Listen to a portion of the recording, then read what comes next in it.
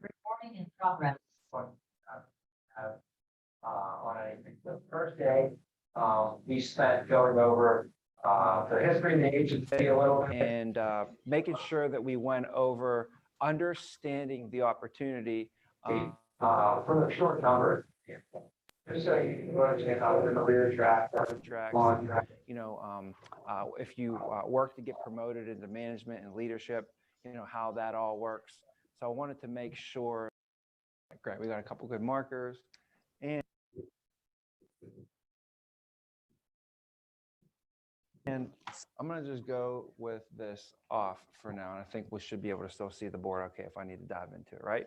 All right, so what I want to do is I want to do just a recap for us of the first week real quick, just touching on it. It could be 5 minutes or 50 minutes, depends on how many questions you guys really have on anything. So the first day, we spent going over the history of the agency a little bit and making sure that we went over understanding the opportunity from the pure numbers standpoint, just so you understand how the career track works with the contracts and, if you work to get promoted into management and leadership, how that all works. So I wanted to make sure that, we spent the time doing that very first day. Somebody sat down and explained that to me. And based upon the way that they explained it to me, I was able to, navigate through my career a lot faster, more efficiently, just because I understood it a little bit, but I wasn't going in blind, right? So that's what we did day one. Day two, you guys should have spent time with Casey and went over the importance of activity. There's a certain amount of phone calls you need to make. There's a certain amount of sit downs that you need to generate on a weekly basis. The importance of referrals on that activity, how you can generate more activity through referrals. That's what you should have went over on Tuesday, right? So just stopping there. Do you guys have any questions, comments, or anything around day one, day two? Any questions about any of your notes? Now that you maybe start applying it a little bit from your first 2 days of notes that you guys see, because you could ask them. I could try and get some of those questions answered for you. I didn't have any questions. Phil, did you have any? No, not so far. It's just chugging along. All right, good. We got Mason and Alex is here. What's up, guys? Guys? No? Okay. All right, pretty straightforward stuff so far. So if I could just reiterate a couple things then, is just understanding, that when we make phone calls, first of all, the phones, you got to learn how to handle the phones. The phones, it's just, it's a different animal, so you got to understand how to handle the phones. The phones is a pure numbers game. It's a pure numbers game. The way we can increase and get better numbers throughout our whole entire sales process from the beginning, when you make that phone call, when you talk to that person, when you book that person, then you got to see that person, you got to present to that person, and then you got to sell, and then they got to enroll at a certain rate, and I got to give you referrals, right? So that whole process, you can tighten it up and you can increase the percentages of, like, man, instead of me making 20 phone calls, or what is it? 15 phone calls to get one talk to, right? What if I can make 5 phone calls to get a talk to? That would be better, wouldn't it? And then every time I talk to somebody, what if I had to talk to 3 people in order to book one? Wouldn't it be better if I could talk to 2 people and book one? Mm-hmm. Wouldn't it?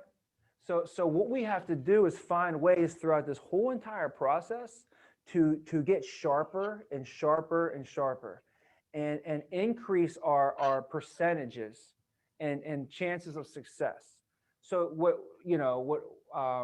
after you talk to somebody, then you want to book them, right? So let's say you increase that ratio. Now, after you book them, guess what you have to do? You have to get them to show up for that presentation, right? Well, if it takes you 3 people to get one presentation, you have to schedule 3 presentations. It to get one of them to show.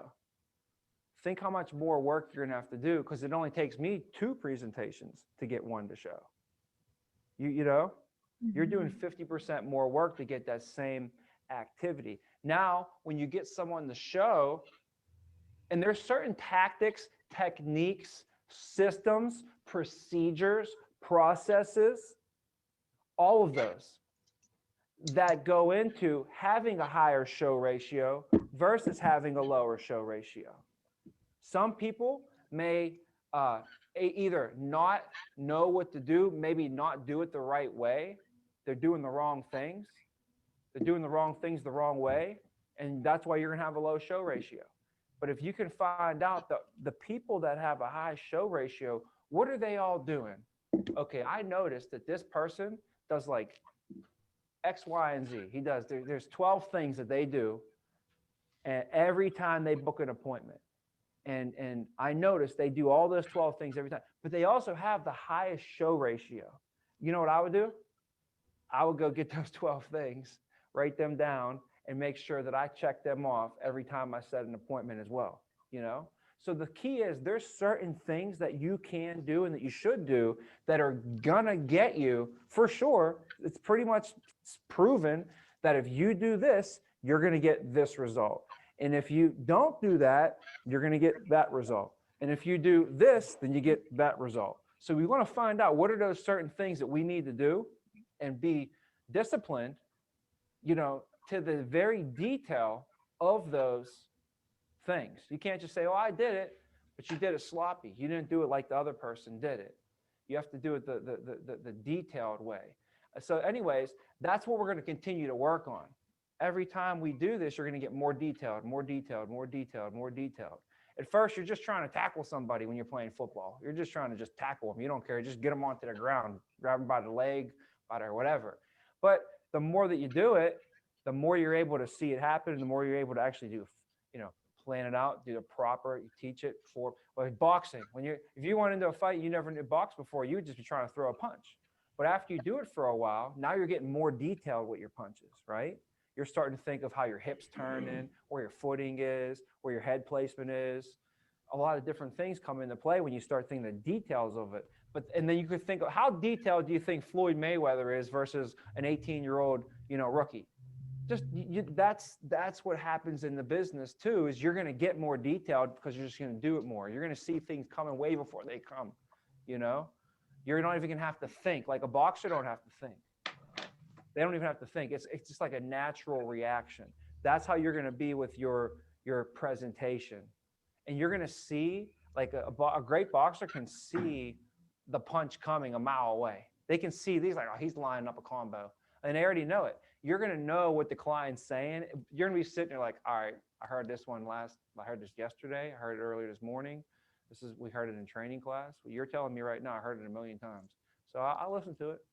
And you're going to listen to whatever they say, because you don't want to cut them off. Let them say whatever they want to say. Let them get it off their chest. And then you just completely just come back with them with the trained rebuttal that we taught us how to handle, you know, and we flip someone who, you know, doesn't want something into someone to get something. So the point of it is we're going to have to find, you know, over time, ways to get a better show ratio. And when you see people, you want to have a better closing ratio.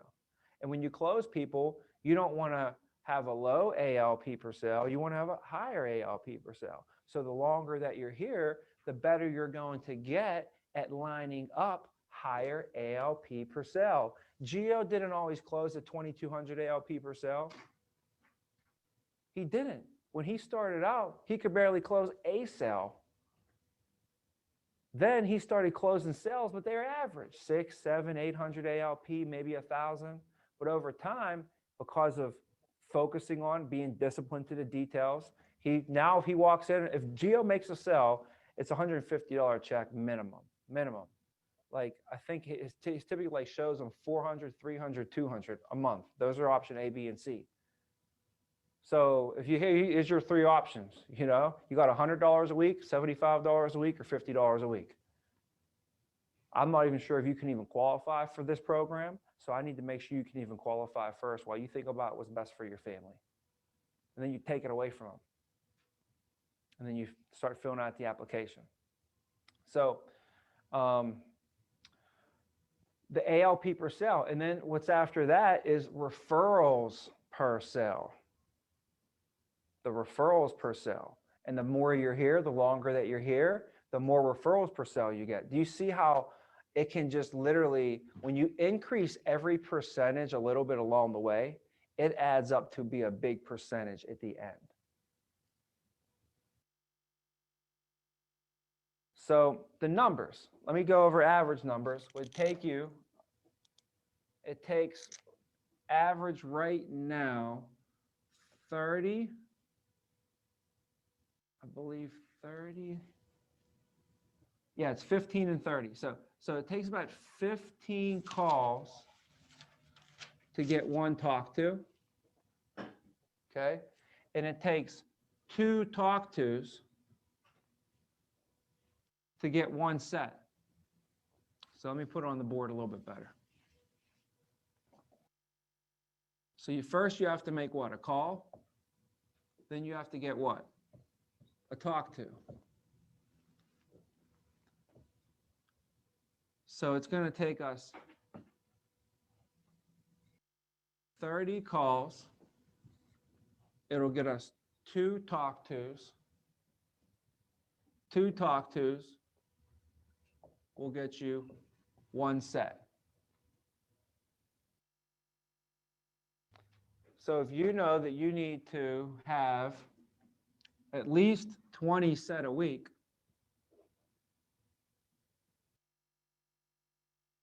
then you're going to need to talk to how many people? 40 people, right? In order to talk to 40 people, 30 times 1, you'd have to make what? How many calls?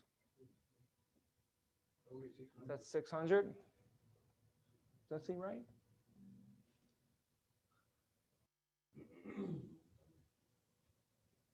$600 calls will get you 20 appointments set. Does this make sense? My math right? You guys want to check it real quick? Pretty good? Okay. Yeah, that's right. Okay. All right, good. So 600 calls. That's we have people this week, they put up over 1,000.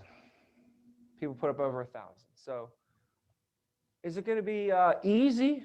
It's not going to be easy. It's not going to be handed to you. You're going to have to do the work. You're going to have to make the calls. We got to make the calls. So that what we have to do now is have to figure out, when can we get this done? Let's put it in our schedule. So how many hours, how many phone calls per hour can you make?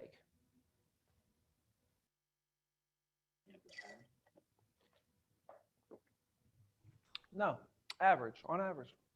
You're calling all week. How many phone calls per hour did you get this week? 40 phone calls per hour? 100 per hour? So the average, okay, it could be 30 to 40. So I like to use 25 just to make sure, just to under promise, guys, right? So if you can make 25 calls in 1 hour, which you should be able to make more, but if you make 25 calls in an hour, then we would take 600 calls and divide that by 25. And that'll tell us how many hours that we need to call. So 600 24. divided by 25 is 24. 24 hours. So we need to call for 24 hours. Okay. Now, when can we do this? We got Monday, Tuesday, Wednesday, Thursday, Friday. Monday, we can call from 4 till 9. That's always been the best time for us to call American Income. Monday, 4 to 9, that's prime time. That's when we get it in. That's when we call. Now, you can also call earlier in the day, though. Have all morning, all afternoon to get some extra calls in on a Monday. But so far, we're at 5 hours. Thursday, we typically call 4 till 9. That puts us another 5 hours in. So we're already 10 down. Now, on Tuesday and Friday, Monday night, we called Monday night. Okay. But we still have, we have all day Tuesday and Wednesday to go see clients. So what we do in the morning is we get more appointments booked and we designate time in our schedule to make morning phone calls, because if we never call in the morning at all, you got these leads, you got these people, they were filled out these requests, you know, you're trying to get in touch with them. If you don't call them in the morning, there's certain people in that lead pack that are just never going to answer their phone, because that's pretty much like the only time that they're even available. Because during the day, they're working, she's working the night shift, he's coaching, he got to take the kids over here, he's going to visit his mom's sick, right? If you want to catch these people, you're going to have to call in the morning, or there's going to be, just chalk it up that 10 or 20% of your lead pack, you're just never going to call and never going to see if you don't call them in the morning. So you have to say, well, if I know I need to call in the morning, then when is that going to be? When's it going to be? Put it in your schedule. So for us, I'll give you recommendation, right?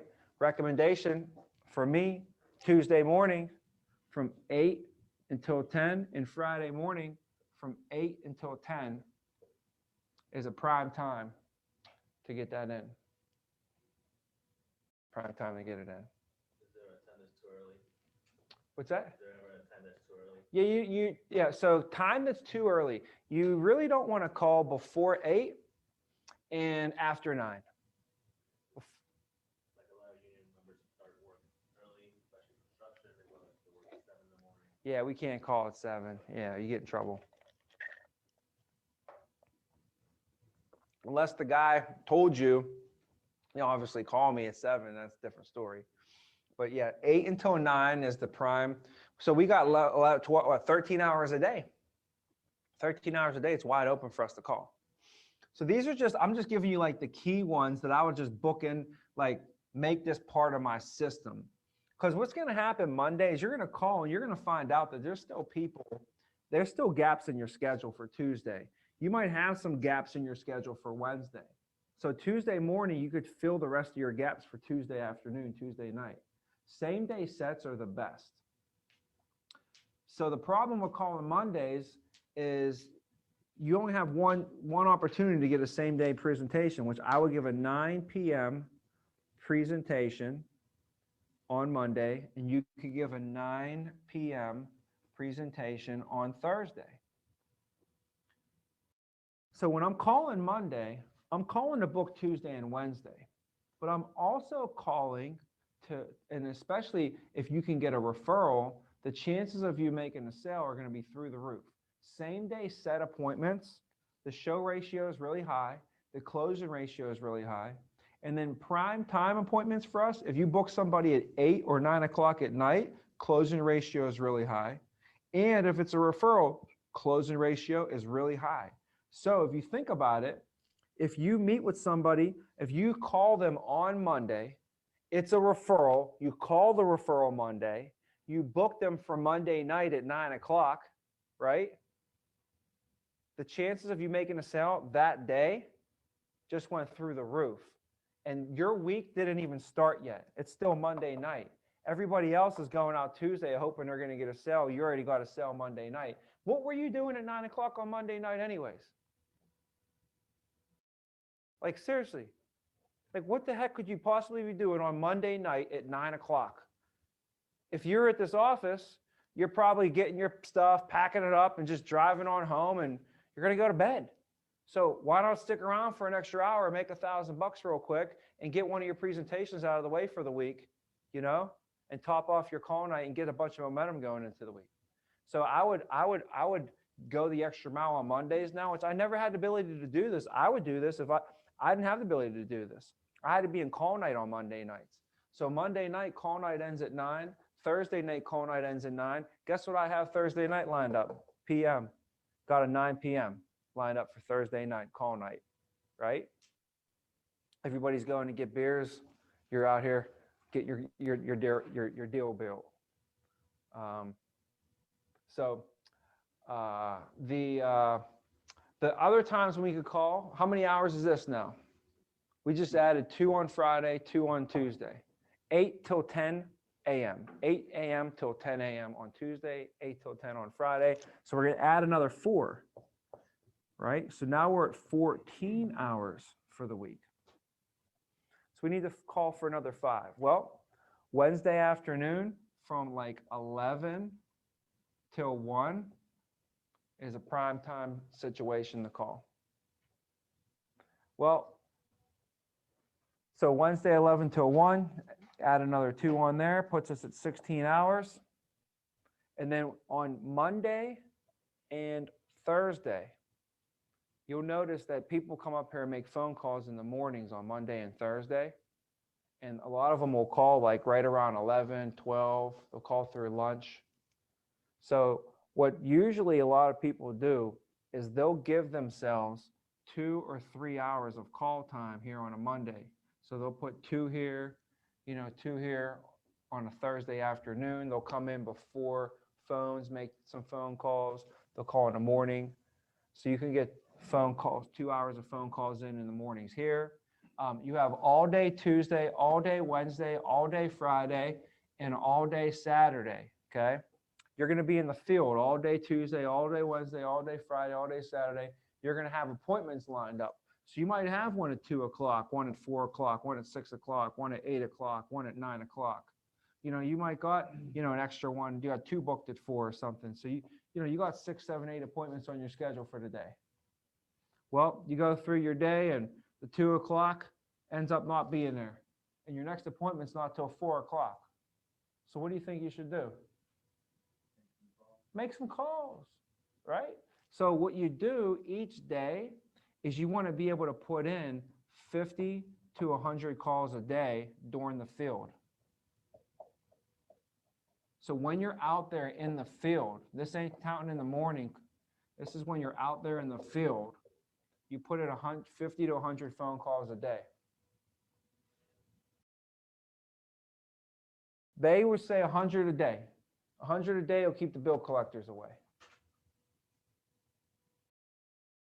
That's what they say. They say 100 a day, keep the bill collectors away. You put up 100 phone calls a day. When you're in the field, figure a way, make it happen, chalk it up, add the numbers up. Have one of those things where you count your phone calls, in your car or in your office or something where you can count them out. But yeah, so by putting up 50 to 100 phone calls when you're out in the field, that's going to take about 2 to 4 hours in the field during the day. So while you're out in the field, you should, even if you just do 2 hours per day, 2 hours per day, that's another 8 hours of calls. 8 hours on top of the what? 16 equals what? 24, and that's what we needed to have was 24 hours. So this for me was how I would figure out how to make sure that I got my phone calls in, right? So this is basically on a Monday, getting 2 hours of calls in before phone session starts. This is doing a good phone session on Monday night, 4 to 9, running a good phone session for yourself, focusing, calling, hitting your numbers, dialing, being positive, smiling when you're dialing, being coachable, putting it in, letting it all lay out there. Go.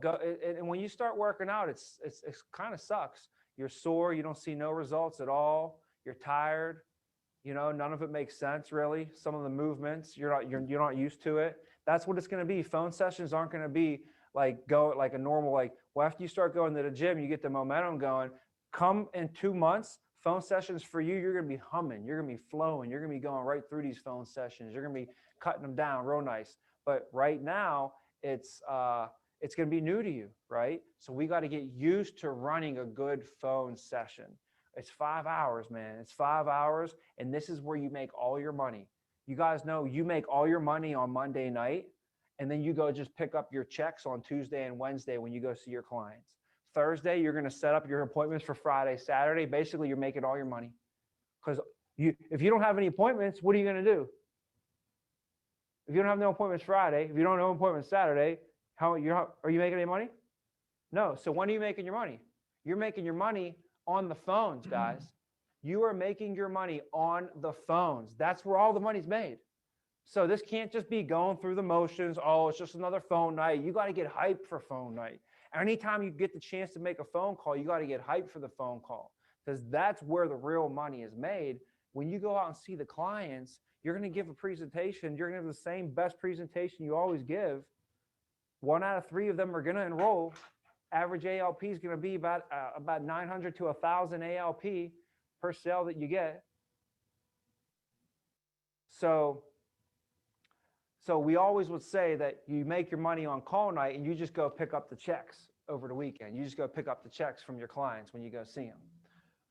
So Monday, good phone session Monday night. Hey, and you top it off, put a cherry on top, and you run a presentation at 9 o'clock at night. You caught the guy on the phone. Hey, actually, I can get you and your wife squared away today. I'm actually pretty booked up, but I can get you caught up here around 9 o'clock tonight. I'll send you over a Zoom link. How's around 9:15 work for you and your wife?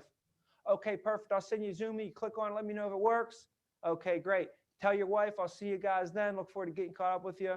Boom. You got them lined up for 9 o'clock the same day. Same day. And then you get to hop on a screen with them. They weren't expecting you to get on the screen. Then they get all excited, right? It's lights, camera, action. Now you get to put on a show for them. Instead of them watching Dancing with the Stars on Monday night or some depressing news or something, they get to watch you for an hour. So anyways, from 9 to 10, knock that out, man. Why not? If they don't watch you on there, they're going to go in their living room and put on something. They're going to go in their living room and put on something. So that's my philosophy on that. Same thing every night of the week. Every night of the week, I'd rather them watch me than whatever the heck they were going to be watching. So Tuesday morning, I just made calls Monday night. So we call Tuesday morning YAC. You guys know what YAC is? In football, YAC is YAC. YAC. In football, if you're a running back, they call it yards after contact. So if I'm running down the field and I get hit and I just fall over, then guess how many yards after contact I have? None, right? But the running back for the Titans, what's his name? Henry. He has a high YAC because when he gets hit, he just keeps on moving. He gets another 7 yards after contact, right? That's a running back. Now, a receiver, they also do a YAC for a receiver. You know what they call YAC for a receiver? Yards after catch. Some receivers catch the ball and fall right on the ground. And guess how many yards after catch that is? None, right? Some receivers catch the ball and they keep it moving, right? I thought the receiver for the Chiefs, what's his name? Tyreek Hill. I thought he would be like high on the list. We checked it last time I talked about this, and he wasn't. Actually, I was surprised. But like you would think a guy like Tyreek Hill, he catches the ball, and after he catches the ball, he goes 40 yards down the field. You can't even touch the guy, right? He keeps it moving. He don't just catch the ball and fall over.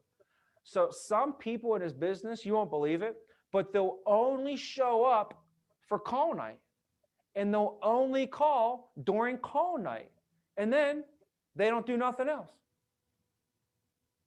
Right? They don't go for that. We call this your appointments after call night. That's YAC. You want to know what YAC is? Y is your, and then A is appointments after call night. YAC. So how many appointments do you add after call night? Or do you just call till 9 o'clock on Monday and only run those appointments on Tuesday, Wednesday? Do you add more appointments after call night? And that's what you do Tuesday morning from 8 until 10. You get some YAC, the YAC attack. You get extra appointments in.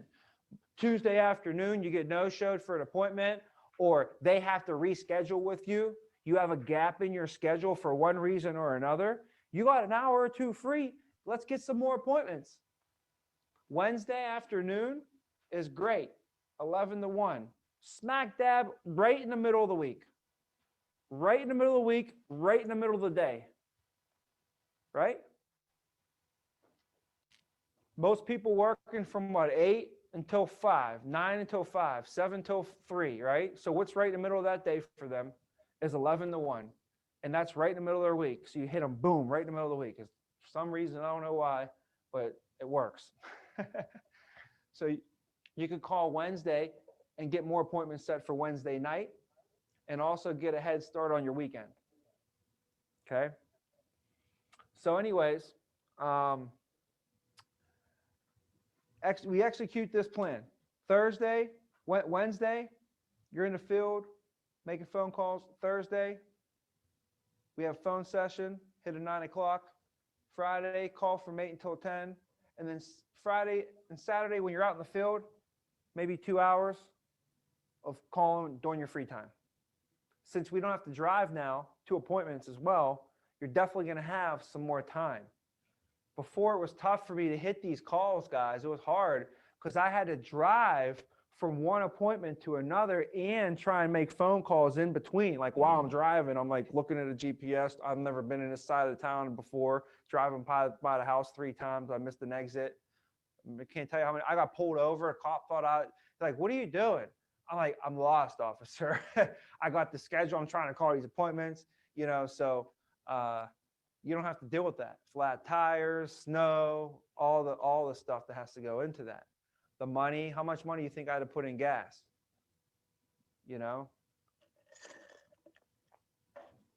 Okay. So does this make any sense? Making some sense? I kind of want to just bring some light to, really what goes into it and put some fundamentals behind it, put some numbers behind it, make some sense of it a little bit. Now that's when we're going to get these calls in. But if you're putting 24 hours, now you got to give 10 presentations, guys. 10 presentations. How long is it going to take to give 10 presentations? Well, how about this? If you give 10 presentations, how many are typically going to enroll? 4? Okay, let's say 4 enroll. Each one enrolls, takes you an hour and a half to fill out the paperwork and everything. So you're looking at 6 hours of presenting right there, right? For the clients that don't enroll, how long are you going to present to them? The clients that don't enroll on average, maybe an hour. Okay. So you got 6 left. 4 of them said yes. It took you an hour and a half each. That's 6 hours. 6 of them said no. They took you 1 hour each. So it took you 6 hours. So that's a total of what?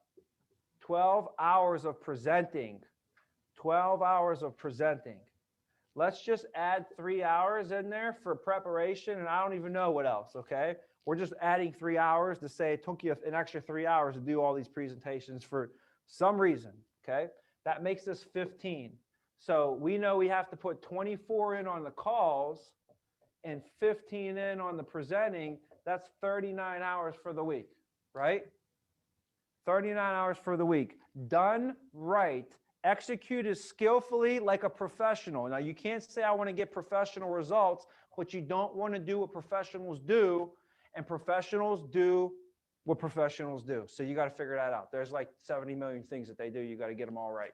They work hard, they show up late. They professionals, they put in the preparation to become a professional. If you read a book, Malcolm Gladwell, but what's Malcolm Gladwell say? If you want to become a professional at something, it takes you 10,000 hours of doing something to become a professional, right? So you can't even expect and say, how come I'm not getting professional results?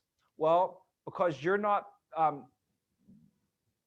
executing like a professional, because you haven't prepared like a professional, because you didn't put 10,000 hours in yet. That's all. So let's just understand it's not going to happen in a day. I can't make you a professional at this business in a day. Well, we can do this daily, but you have to understand it does take time. And mathematics is the path is what? How many times did I say it this week already? The path is all what? Oh my goodness. The path is all what? The path is through the obstacle. The path is all math. You guys, the numbers. No, it rhymes. It even rhymed. How'd you guys forget? I made it rhyme all nice and nice for us. The path is all math. What did we just go over? What do you think we just went over? Was that math? We just went over math. I've been good over math this whole time. Phil, he hates math. He wants me to call him and go over a private math session. I don't mind math. I would do math with you guys on Monday too, didn't I? It was a lot of numbers, but I swear I'm very numbers driven, and it's all math though. It really is. And if you can understand that, you can just figure it out a lot easier, you know? So, what the heck were we just saying? Professional. Oh, so here's what a professional is. A professional is 10,000 hours. How long is it going to take you to get 10,000 hours in at something, right? Think about that. You only got so many hours in a week. So here's what I figured. I said, if you do 40 hours a week times 50 weeks is how many hours? That's 2,000 hours in a year. So if you do 40 hours a week and you do that for 50 weeks, you just did 2,000 hours. And you need how many to be a professional? 10. So how many years would it take? 5. Make sense? It would take you 5 years. So 5 years from now, you can say, oh, I'm a professional. Start paying me like a professional gets paid. But what are you professional at? That's the thing. Like, you could be a professional in this business, and then you're going to get paid what professional people get paid in this business. You can also go be a professional baker, right? A professional baker doesn't make the same as a professional sports car driver, and doesn't make the same as a professional doctor, doesn't make the same as a professional baseball player. You got to choose your profession, right? And then you can't get mad that the professional insurance agent is making more than the professional dentist. You just can't get mad. You chose to be the dentist. We chose to do insurance. They put 10,000 hours in there, they make 180,000. You put 10,000 hours in here, you make $250,000. Right? You can't get mad if but I'm a professional. Yeah, you're a professional baker. You know? So the whole point of it is what can we do to speed this up? That was what I was like, I don't want to wait 5 years. I said, well, what if I do, check this out. This is crazy. What if I do what I've always done, which is work my ass off? Because when my nana came to this country on an arranged marriage, and she didn't know who she was marrying, she just came over on a boat to marry Joe Vina. She only brought 2 things with her. She had 2 suitcases. You guys know that? It's crazy. Imagine getting sent over to a country to marry a person you never met before, because there was no opportunity. They're like, all right, things are pretty bad over here. In order for our chances of survival, in order to have an opportunity, we're going to have to send our youngest daughter over to America and marry this random person and hope it works out. And then maybe we can get our family out of here and get some better opportunity, because there was no opportunity where they were at. So they came to America to have what? Opportunity. Now I have a fucking opportunity, don't I? Do I have an opportunity? Guess what I would do? It's not an opportunity for me. It's an obligation. My whole family, my nana sacrificed everything for my family to have an opportunity like this. And then I want to show up here and act entitled. I want to show up here and act like I have to do this. No, I get to do this. And that's where that obligation. See, an opportunity is different, guys. If this was an opportunity for me, then, hey, you have an opportunity to go to dinner tonight, Phil, Gabby. You're like, you want to know what? I don't feel like going, right? Hey, buddy, you have an opportunity to go to Disneyland. I don't really want to go to Disneyland. There's COVID and stuff right now. Like, that's a cool opportunity, but I'm going to have to turn that opportunity down, right? Opportunity, you don't have to take it. You don't have to take the opportunity, do you? Opportunity is a chance. You don't have to do it. It's not an opportunity for me. It's an obligation. I have to do this. This is an obligation. I have to. There's no like I'm some rich boy that has like, oh, like, you know, like you could either come or go, you know, you don't no, I don't have opportunity. From where I come from, this is it. This is the, now let me ask you this. If you had an obligation to do something, if you were obligated to do it, you had to do it, you don't have a choice in the matter, right? Like you have to be at dinner tonight. Is way different than, hey, you have an opportunity to go to dinner tonight. So that's what I look at this opportunity as, right? So when I came here, believe me, I put way more than 80 hours a week, and we'll talk about 80 hours a week. You do 80 hours a week, and you times that by 50 weeks, now you're putting 4,000 hours a year in, right? So how many years is that going to take? 2.5 years. So if you do something for 80 hours a week, 2.5 years from now, you'll be an absolute professional at it. And you can get professional results, and professional results pay you professional income, right? So that just shows you the math on behind becoming a professional. Okay. So anyways, we're talking 39 hours for the week right here, guys. 39 hours for the week between presentations and phone calls. Tons of time to get training in there. On top of that, there's training, team building. If you want to recruit and start building your team, if you want to work on personals, if you want to do more than this, you can make more phone calls. You can give more presentations. You can make more sales. The key is we should be seeing at least 10 people and enrolling at least 4 people, okay? And each client at 1,000 ALP per sale. And really, that'll put you at 4,000 ALP a week, and that'll put you at $2,000 a week in income, which is $100,000, which is professional income, and we could get you a lot faster than 2.5 years. $2,000 a week in income, that's 4,000 ALP. That's only 4 sales at 1,000 ALP a sale, which is only 10 presentations and closing at 40%. That's average. Pretty average.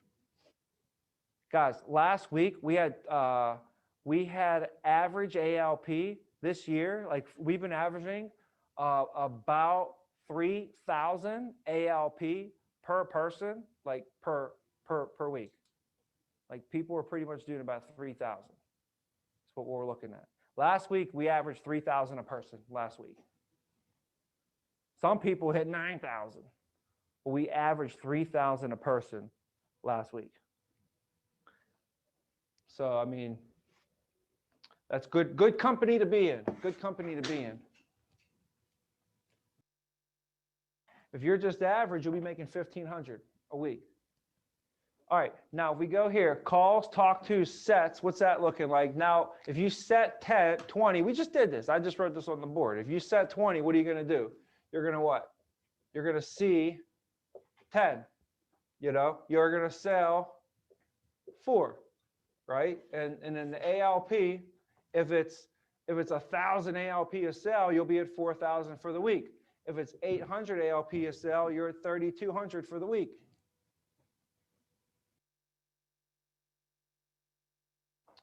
Only thing we didn't talk about on here would be referrals.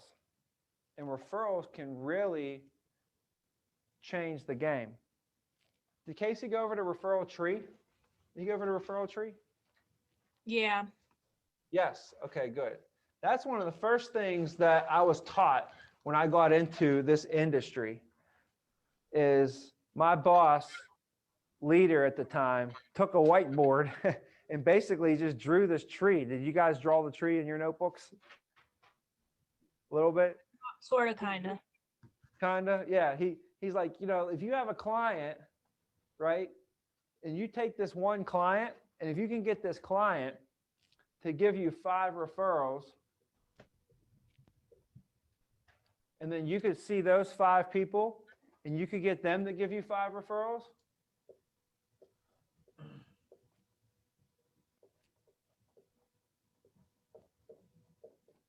you could imagine, you know, and then you get these 5 people to give you 5 referrals.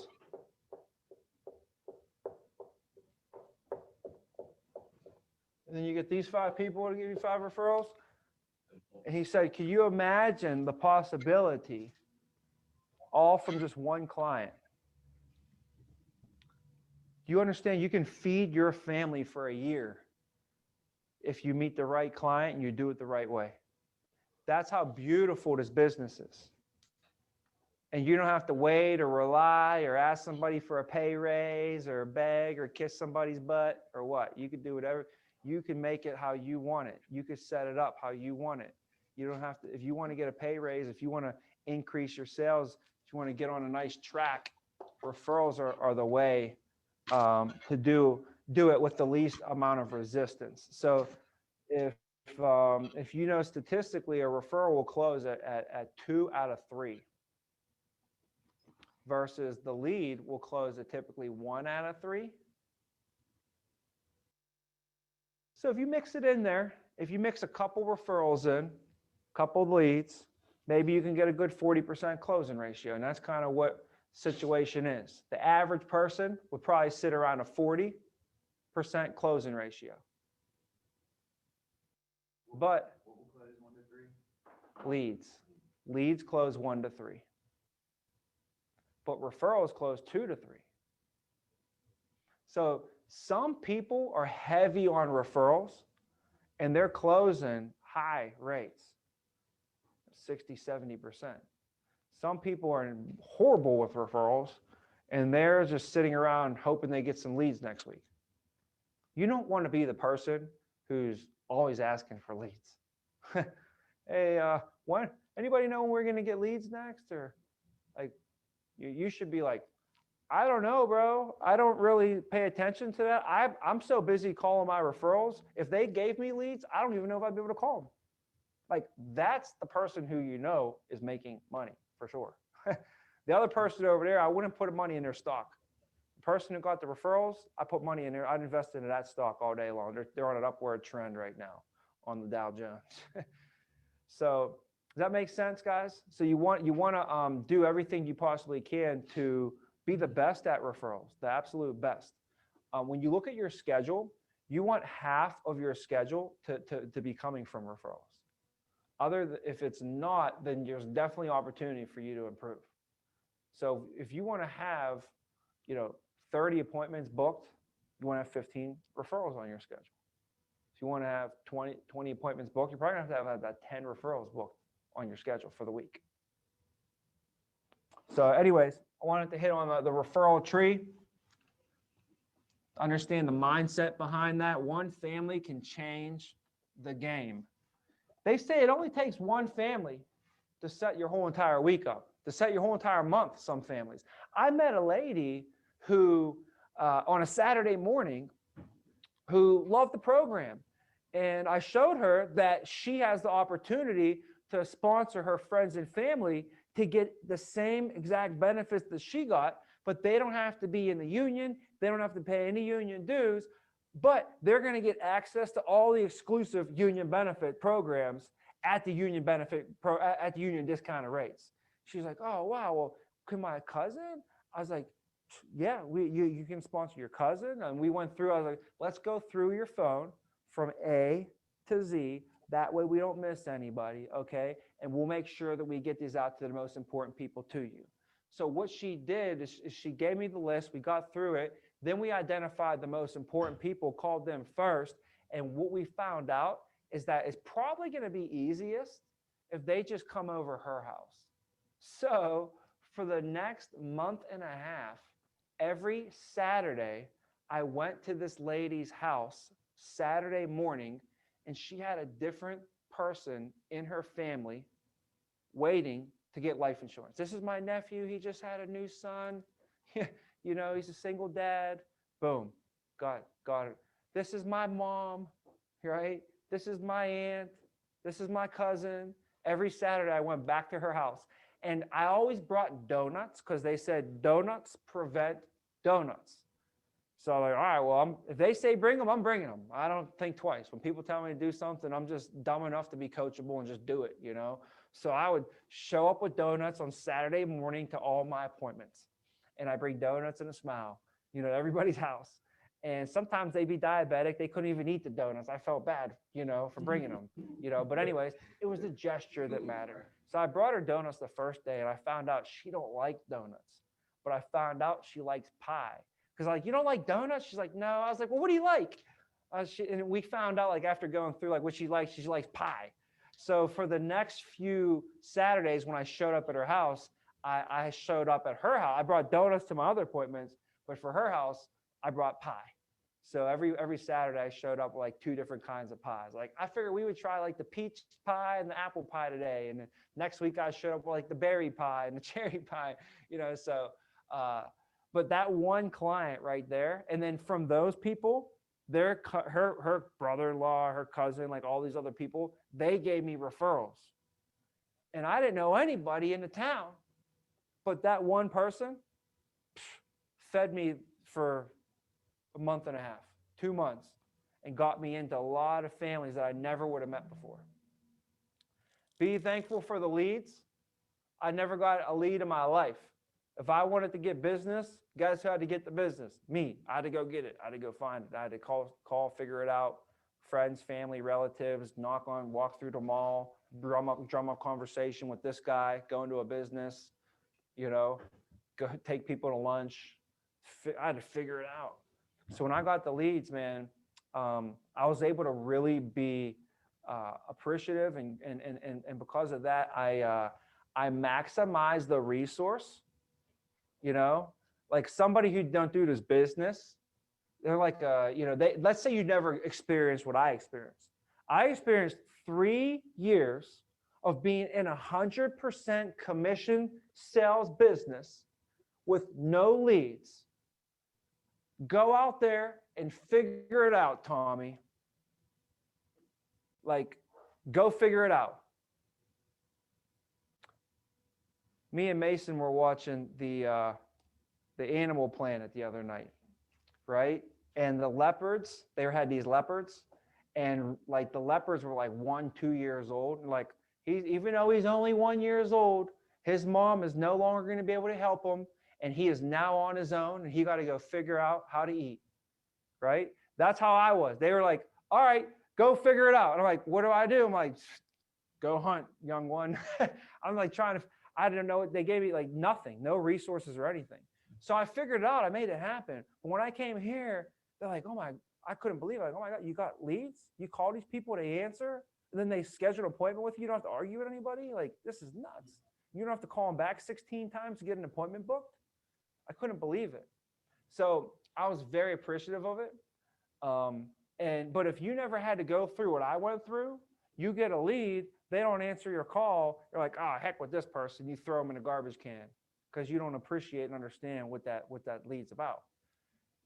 So the leads are typically $26 for one person's name to be generated. There's a lot of stuff that has to happen in order for that name to get generated, in order for it to be put right into your lead pack. The impact system alone cost $100,000 for us to have for this agency. So the impact system, just to manage the leads, costs $100,000. Then if I give you 100 leads and there's 26 leads in there, guess how much that costs?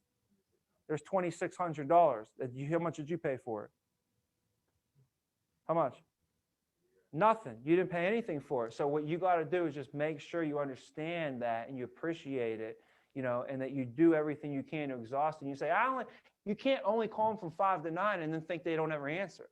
You got to call them at different times of the day. We got to try different things, with them as well.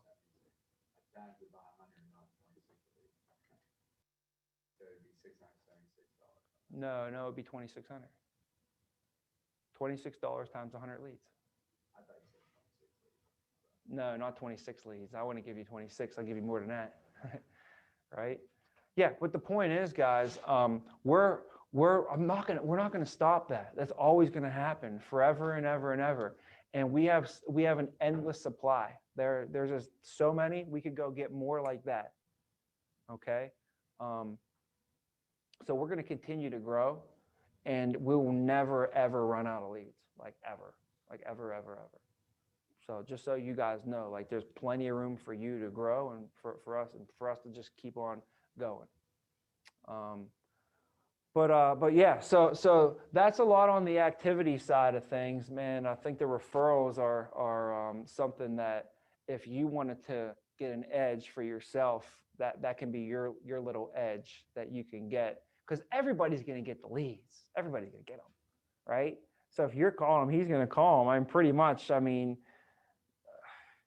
You're pretty much going to, if you max it out or you max it out, you're both going to get pretty much the same results, So if you want to get an edge on that person, you're going to have to find and pull something up your sleeve. And every single week, if you can, the referrals are going to be the thing that sets you apart. Guarantee it. The referrals are what sets the top people apart, And referrals is a great sign that you're doing a good job at your business. Like you're so darn good at your business that all of your clients are telling everybody about it, and they're telling everybody they got to go see this guy. They got to go see this girl. That's a great sign that you're just doing a good job. And it solidifies your current business. If I sell, Mary, and then Mary introduces me to her brother-in-law or her brother and her sister, when her brother-in-law and her sister or her cousin or her friend or her teammate from college, and now I got 3 of her people all into the program. So now when I call Mary, I can also talk about them. She's not going to ever cancel. Why would she cancel? She told them to get the stuff, and now she's canceling it? She can't do that. So, and what people do, like when I bought an iPhone, I wanted someone else to buy an iPhone and then tell me it worked awesome, so that I just felt like I felt good about my purchase, So like if you go sell Mary's brother, and then Mary's brother is like, oh yeah, I just met with Gabby. Thank you for sending her over. She did a great job. Mary's thinking like, I knew it. I knew I made a good decision. Yeah. And that solidifies the deal with her. She never wants to cancel. And then they're all involved. So the retention on that business is great. And the propensity to get referrals from referrals is better. So like I meet with a lead, and the way I met with the lead is through them filling out a card, right? So that's the way that they understand this to work. Like, so people fill the card out, then you come see them, right? But then I get a referral from that person, and I go see the referral. How's the referral think it works? The referral's like, oh, so Mary referred you to me. That's how you got here. Oh, so I got to refer you to somebody now too, right? So it's harder to get the referral from the lead, but a referral from a referral is a lot easier to get, and for many different reasons, it's better. It's absolutely better. So you can't just get referrals and stop. That's when you sink your teeth in, you smell blood. When you get the referral, if you get a referral, hallelujah. And then the referral booked with you, yes. And then they actually sat down and you presented to them, this is great. Then they buy from you. You have to get referrals from that referral. That is the ultimate right there. That's how you can really unlock things for yourself. Telling you guys. So that's some of that kind of stuff. On Wednesday, you guys went in with Drew. No, actually, I'm sorry. Wednesday, you had Vince, right? Vince on Wednesday. And Vince went over the beginning part of the presentation, went over rapport building and that kind of stuff. Did he go into playing the first video? Or did Drew get into that? Well, point of it is, one thing that they went over with you, that they should have went over with you, is explaining to the client why we are here. So let's say you had to give a presentation right now. First thing you do is you pull up the Zoom, right? They pop on and you say, hey, how you doing? Make a joke or two, get them to laugh, smile, right? Then you're going to pull up the screen. It usually says who we are, And it's like a nice little screen. It shows who we are, AM Best, you know, great company, all that stuff. Then you'll pull it down, build some rapport with them. How long you lived in the area, your family's big family, you know, where do you work, da, da, da, da. After that, then what do? Then we have to explain to them why we are here. You guys remember that? Why we are here, okay? And this is where you say to the client, you want to say, now, Joe, the reason that we are here today is that your president, John Smith, contracted through our company to make sure that you and all the other members have guaranteed permanent life benefits. The problem and concern that they're running into right now, your organization, the Steelworkers Local 784, plus there's over 30,000 other unions and organizations that we work and service. The problem that they're running into is that all the members of these organizations typically have group benefits. Now, Joe, you know, when you work for a company, most companies give their employees workplace benefits, right? Well, at least most companies do. You know, say, yeah. I say, well, what typically happens to those benefits if you ever leave that company? Let's say you quit, get fired, or retire. What typically happens to those benefits, Joe? They go away. That's right. That's right. They go away. So, Joe, that was one of the biggest problems and concerns that they were running into. And that's why your president, John Smith, contracted through us to make sure that you and all the other members had their guaranteed permanent life benefits. So today, while I'm here, I'll make sure I go over all that information for you. And if it makes sense, we have to make sure that we get you enrolled into your permanent life benefits while we're out here today during your enrollment period. That makes sense, Joe? Okay, good, great. So the first video that they set up for you here, this, have you really never heard, I'll say, maybe even say something, you probably never heard of our company before. We don't do any advertising. You won't see us on a billboard or commercial anywhere out there, you know, because our company doesn't spend, or let's say waste, any money on advertising. Now, those other companies probably see commercials, billboards, the Super Bowl is going to come on. You'll see critters crawling across the screen and all kind of different, commercials. Who do you think really pays for all those advertisements? There's billions of dollars being spent on advertisements every year. Who do you think's really paying for that? The clients, right? So our company, what they do, they take those billions of dollars that other companies waste and put it back into our programs and back into our members. So boom, when I press play and the video plays. And the introduction video plays. That gives you a chance to just chill out for a second. Right? Gather your thoughts. Like, okay, where do I got to go next? As soon as the video is done playing, I'm going to have to go in and explain their accidental death or dismemberment certificate or whatever that next step is. It gives you a chance to get yourself organized, composed, and get ready because you're about to go over all the no-cost benefits next.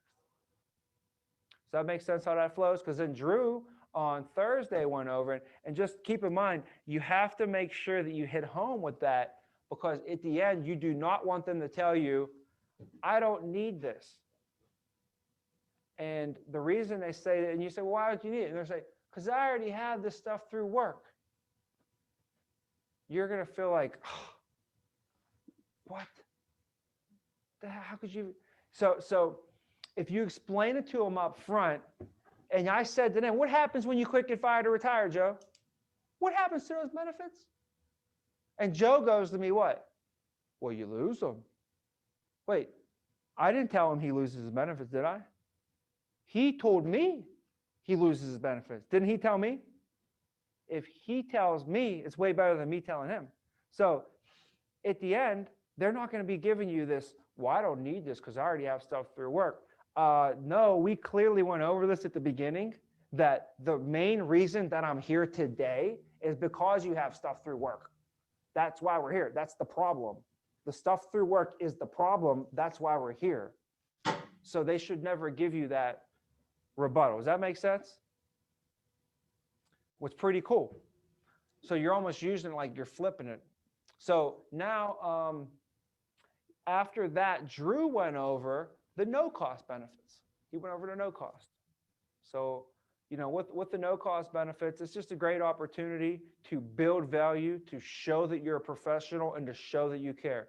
They don't care how much you know till they know how much you care. Sure, you built some rapport, which is great, and you're here to protect their family, right? How can you say you're here to protect your family? You care about protecting my family, but you never even asked me a question about my family, right? That's not adding up. So you got to make sure you build rapport. Make sure you ask them some questions about their family. If you meet with a grandparent, number one grandparent rule is what? If they're a grandparent, that means they have what? Grandkids. Number one rule is what? That's not the grand. Oh, you got any pictures? Do you have any pictures of the little guy? And of course they got pictures, right? Oh, could I see? And then make them get up. If you're on the Zoom, make them go get it. If I'm in their house, they get up. They'll go get it, or they'll have them on their mantle. I'll get up and I'll walk around their house with them. Like, oh, so this is the little one? He ain't even that little. He's big, 3 years old. Holy cow, man. You got to be proud of him, whatever. And what you do, you got to think how proud a grandparent is of their grandkids. It's the joy of the world for them, man. Nothing makes their heart sing more than those grandkids, man. So if you can string a chord like that, and they can see it in your eyes and they can hear it in your voice that you're actually feeling empathetic with them, you feel it, and they can tell. That makes a big difference for these grandparents. So I'm telling you, there's 2 rules. You have to say, can I see a picture? And as soon as they say a picture, you got oh my gosh, how cute is that? What an adorable picture. Where were you guys at when you took that thing? That got to just warm your heart, Sally. So you got to make sure that you have that empathy for them. And empathy, guys, is feeling the way that they feel. Like I had a guy that they called him Animal. And when he answered the door, he is pretty much what you would picture to be who Animal would be. He was a laborer. He lived on a trailer, and his parents had 50 acres or 100 acres. So he had a trailer, his brother had a trailer, and his parents had a house all the way in the back. So I show up at his place, and he answers the door with a wife beater on, okay? This is 3 o'clock on a Wednesday afternoon. I show up in my Chrysler 300 SRT8, blacked out, I'm wearing a 3-piece suit, but I had just a vest on, okay? And I show up to this guy. So how you doing? He has tattoos all over him. He's huge. He's probably 6'4", 300 some pounds, just a monster. And tattoos all over him, big beard, long hair. And he answers the door, and I forget what his name was. His name was Michael or something, and I end up sitting down and meeting with this guy. But his nickname is Animal, and he literally is a laborer. And earlier in the day, he was running a jackhammer all day. I mean, that's who I was meeting. The guy, the big 300-pound guy on the side of the road with tattoos, saying, and he ran the jackhammer. That's who I met with. So, but he was such a nice guy. He was so proud because his son did karate competitions, and his son jumped up in the air, did a karate kick, straight out of a movie. It was picture perfect. He had a picture of it, and and the dad was holding the board, and the son was breaking the board, and he had a picture of it and the son's trophy. But he was telling me about it, and I could see how proud he was. And I was like, "Do you have do you have a picture of this or something?" He's like, "I do." I'm like, "Oh, we got to see it." So then he takes me into the room, shows me the trophy, and he shows me the picture, and I could literally just see the joy pouring out of this man's heart, about his son, and the connection, and I'm thinking how cool is it that the dad got to hold that and somebody got that moment captured in a picture. You know what I mean? And he could see that I felt the way he felt, and he knew it. And that was our instant connection right there. You know what I mean? That's empathy. That's something you can't almost teach. You can teach it to a certain degree, but you got to understand it to a deep level of really what you're connecting on. And it's you can't even almost say words. You can say words to show you're empathetic, because you know what empathy is, guys? Empathy is I feel the way you feel. You know, I feel you. Like, so you can literally say that. You can say, I can understand how you feel. Or you can say, I feel you. I feel you, bro. Like when you say that kind of stuff, that means what? That means you, like if they feel pain, you feel that pain, man. If they feel joy, you feel that joy. If you feel pride, you feel that pride. If they're worried, you feel their anxiety.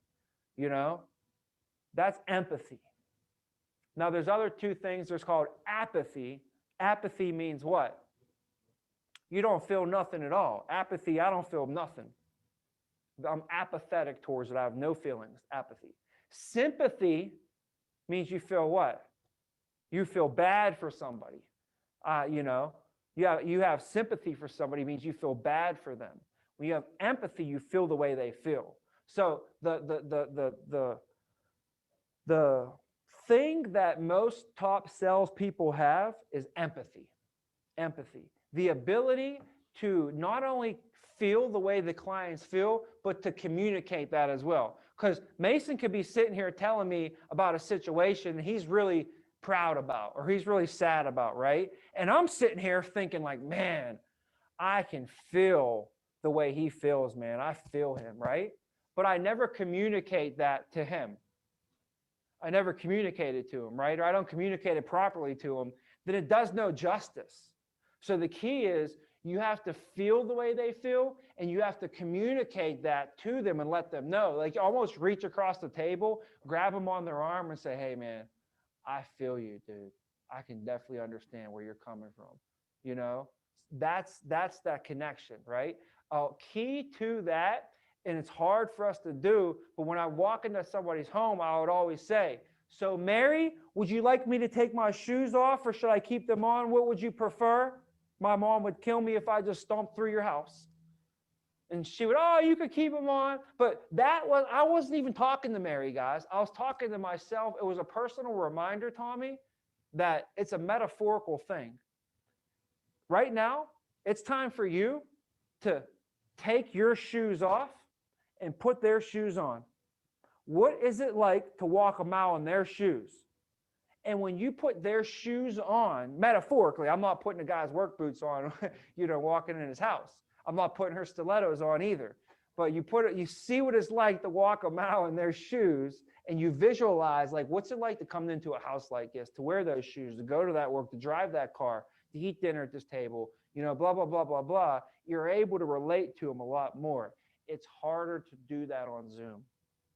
So we have to be better at relating to people and putting ourselves in their shoes and painting a picture of what it's like to be them, So that's the advantage of going to the homes, but there's a lot of disadvantages to it as well. So anyways, guys, we could break for today. That was everything I wanted to cover with you. Great job on this week. You guys are doing great. You're doing phenomenal. Keep it up.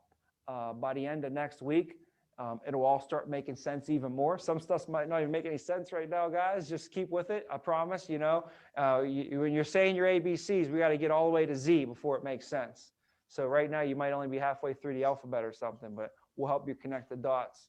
And I think, by the end of next week, we'll be going into the 1st of February, right?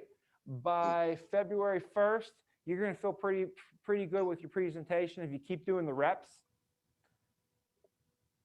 Then if you're able to get released get out on your own on your 1st, or maybe you can get out on your own on 8th, the 1st or the 8th, maybe mid-February, you're comfortable to do this on your own.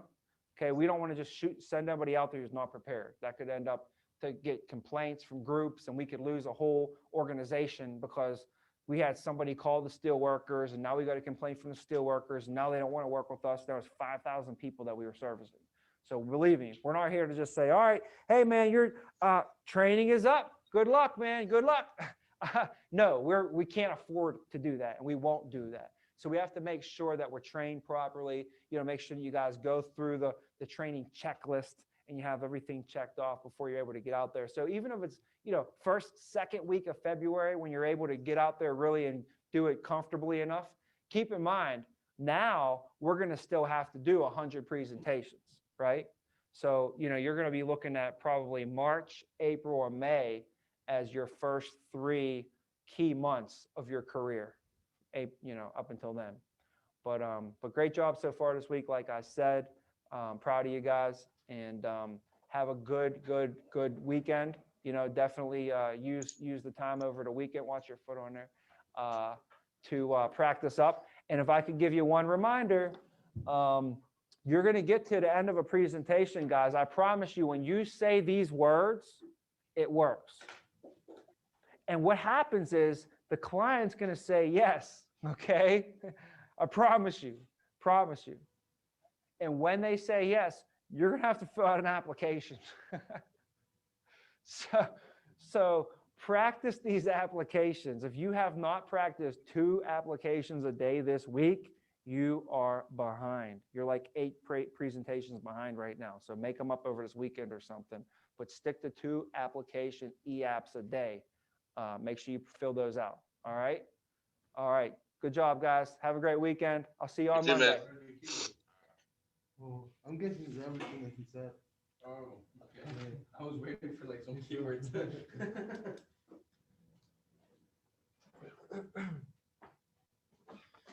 Well, let me see.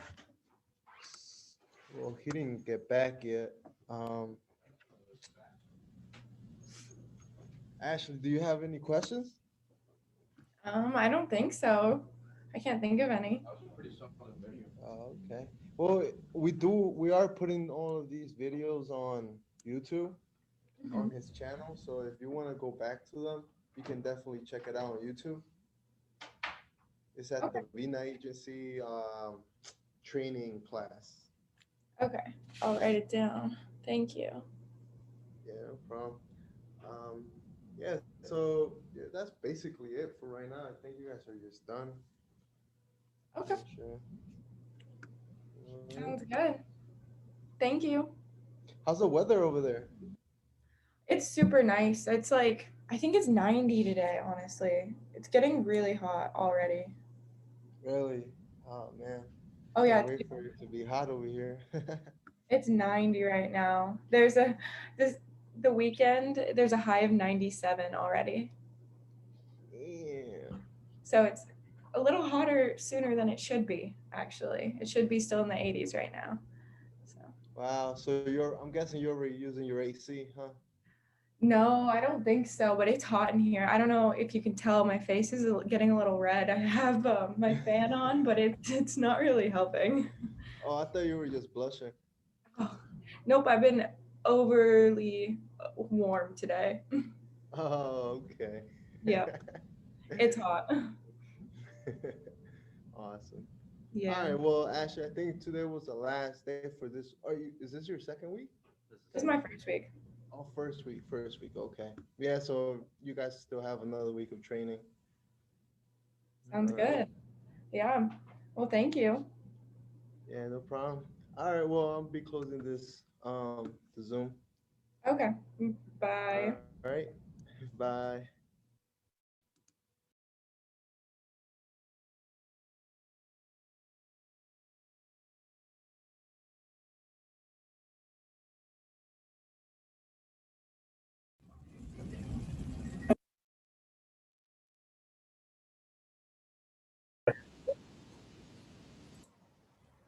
How's it going?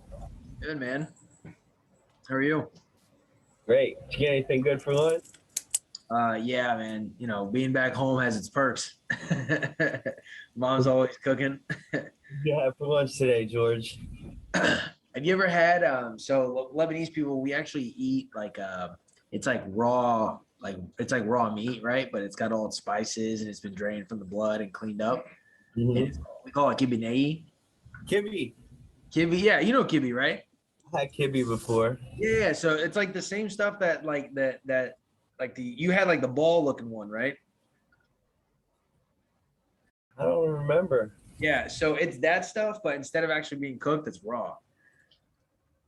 It's pretty freaking good. I see Ryan in the bag going, "What the fuck?" Just wondering if I'd be able to eat it. No, it's like super clean. It's super clean. Yeah. Sushi? Yeah, my mom spends 2 days on it, like just cleaning it, making sure it's like drained from everything. Yeah. Okay. Yeah, good.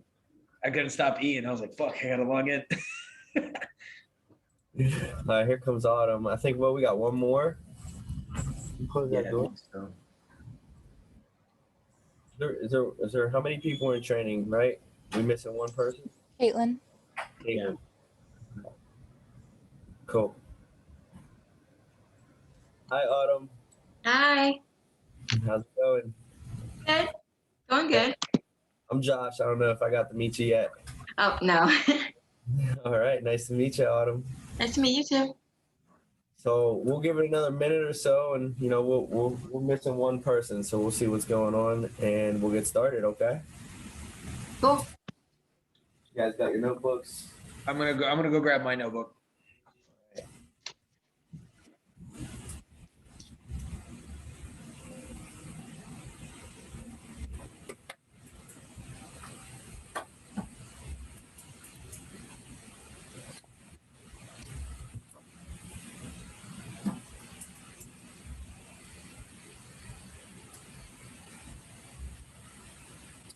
What'd you guys think of the agency meeting? It was good, huh? Yeah, it was pretty cool. It was basically like all the others I attended, but yeah, it was nice. Got some good fire in there today. Yeah. So awesome, guys. Just getting started here. I just want to basically, recap last week first. You came in on Monday. You got to hear, Mr. Vina go over the opportunity again. He talked about, what to expect pretty much as you go through training. Tuesday, you got to hear Casey Kunash, who's been in the business for, over 12 years, go over, how to get started. And then, you were able to get Vince, Drew, and Tommy again throughout the first week. Okay. Now, this week, that first week, you should have about 50 to 75% of the presentation down. That basically means that like you should be up to the needs analysis term and whole life right now. Okay. So that's what we're going to start on is the fun stuff. The second half of the presentation is why we're actually here, what we went and got our license for, right? To sell some insurance. So we get to go over the fun stuff today. And, what we'll go over is term and whole, okay? And then we'll go over the needs analysis and how the expert simulator recommends things, okay? If you guys have any questions throughout it, definitely stop me and ask me, but I'll always open up at the end for each of them, okay? So just one thing, being prepared this week, you'll deal with me, then you'll get Tommy again, okay? And then you're gonna get Gio this week and, Drew, who will teach you some of the e-app, okay? So basically by the end of this week, you should be completely through your 2 weeks of training, and you should have your foundation in place where you can now pretty much go out on your own and enroll people, okay? You're not going to be 100% confident, when you get out on your own, because that's when we're going to start our 100 presentations. These last 2 weeks, this last week and this week coming up, this is laying the groundwork. We're just laying the groundwork for you guys to build this foundation, and the foundation's going to come from you giving 100 presentations, okay? You're not going to know this stuff by the end of this week.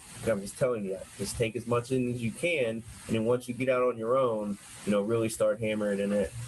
So, by the end of this week, you'll know your presentation. You'll be good to go with the 2 weeks of training. Now, how do you get out of your manager's car? You have to complete a checklist, and then basically you'll end up hitting your first milestone, which is getting out of your manager's car. Okay, that should be your goal by the end of this week. Hit my milestones. So, being prepared is really important. Especially starting out in any sit. Now, I know that they most likely went over that last week. So what I had to do was before training class came is I had to get myself prepared, to get the presentation up. And this is just a reminder, make sure your presentation's up. That's one thing, making sure your e-app's running, making sure your quote sheets are up, your Zoom, your camera, your background, all that stuff's in order. So that's very important to always make sure you're ready to go don't like they say we don't get ready, we stay ready. So like all we had to do was pretty much, click the button and we're good to go now. So here we go.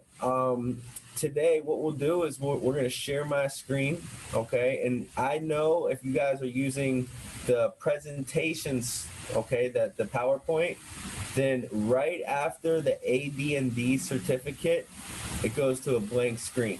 Hey, Josh. Yeah. Hey, you're getting that really, really bad static in the background again. Oh, man.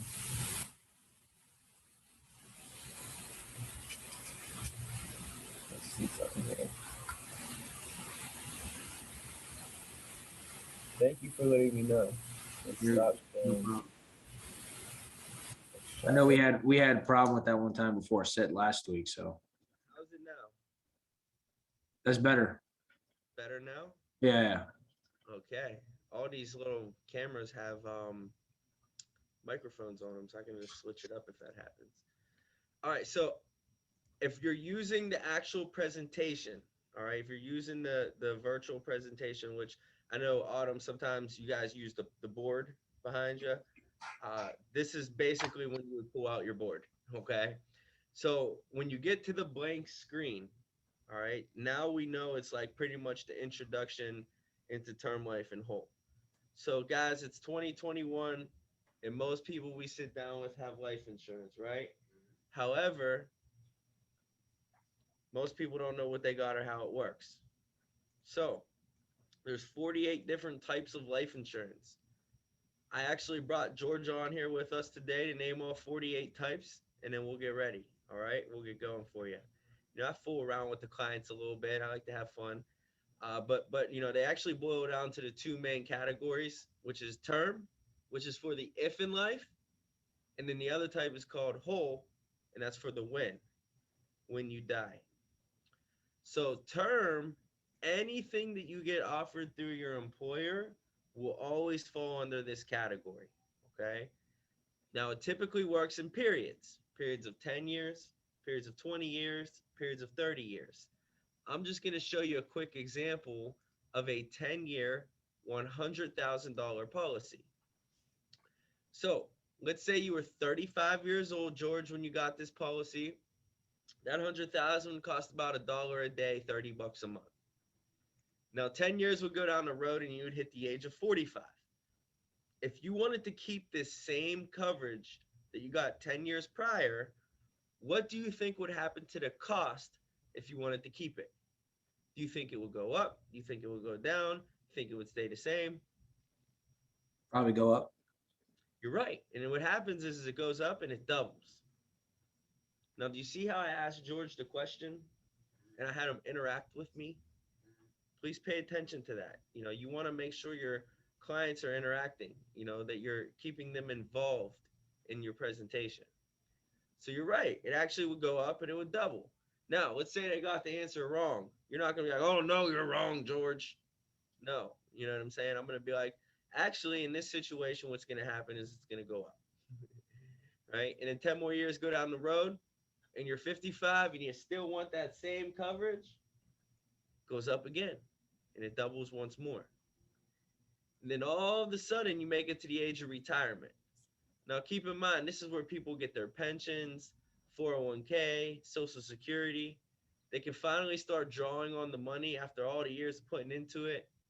And then what happens with the term life is they either raise it right through the roof where they can't afford it, or they just cut you off altogether and say you're no longer allowed to have it.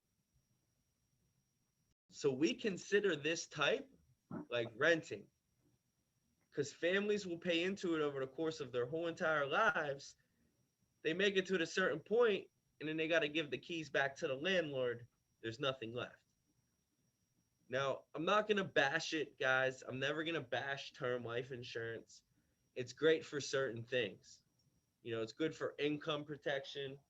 It's good for mortgage protection. It's great for debt protection. But it's not meant to be in place forever. Okay? So, the other type of insurance is whole life. And that's for the when you die. Because it's inevitable. We're all going to pass away. none of us know when, right? So the same person, 35 years old, their policy is going to cost a little bit more per month. But what happens is once you get it, it locks them in at that rate forever. So George, you can be 45, you can be 55, you can have a heart attack, get cancer, make it to the age of 100. It's still guaranteed to be there for your family when you pass away. It's 100% payout. It builds cash value, which I'll ask the client, and I'll say, you know, Joe, George, do you have a bank account? You know what the interest on your bank account goes at nowadays? It's like a quarter of a percent to like a 0.5% if you're lucky, right? Well, while this is protecting your family, it's growing your money at 4.5%, which is like 20 times the rate your bank can grow it. The other thing is it builds up paid up options. So just like people pay off a car, just like people pay off their home, they can actually pay off their life insurance. So George, do you have any questions on how term life and whole life work? Not at the moment. Okay, great. Do you understand the difference between each of them? Yep. Okay, which one do you think makes the most sense for your family? Maybe probably whole. Okay, whole. Why'd you say whole? I like the fact that it'll build my money and a 4.5% interest, and I can build cash value in it. Okay, so you like the fact that you can build cash value. Great, great. Now pause real quick. Did you see how I asked them, you know, do you understand the difference between term and whole, right? Which one do you think makes the most sense for your family? The questions that I asked them, you should ask those questions. Which one makes the most sense for your family? Have them tell you. And if they choose term, give them term. Ask them why. You heard I followed up and said why. He said cash value, right? But you want to give them what they want too. Like if they really want term, don't be trying to sell them all whole life. Like I said, I had an agent. He was like, he got in the sit, got out of the sit. I said, what happened? He said, man, I was going over that freedom of choice certificate, showing him how the whole life was working, but the guy wasn't wanting the whole life. He was wanting term for some reason. He was like, so I just was trying to explain to him why he needed the whole life, and he just told me he didn't want it. I said, why didn't you give him what he wanted? He wanted the term. So give term out too. If people want term, all right? Now, if they say whole life, which most of our members should, because that's the way that you guys explain it, you explain it so that they want the whole life, then follow up and say why.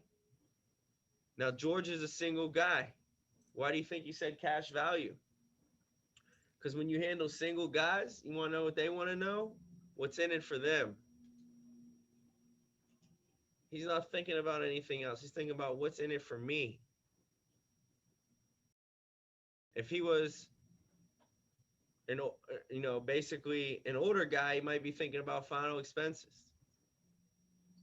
So just obviously, cater to your audience as well on where you're going at with the whole and term. Okay, now I asked them which one makes the most sense and why. And then, we roll into the list of concerns. Now, before I roll into the list of concerns, do you guys have any questions on term life or whole life?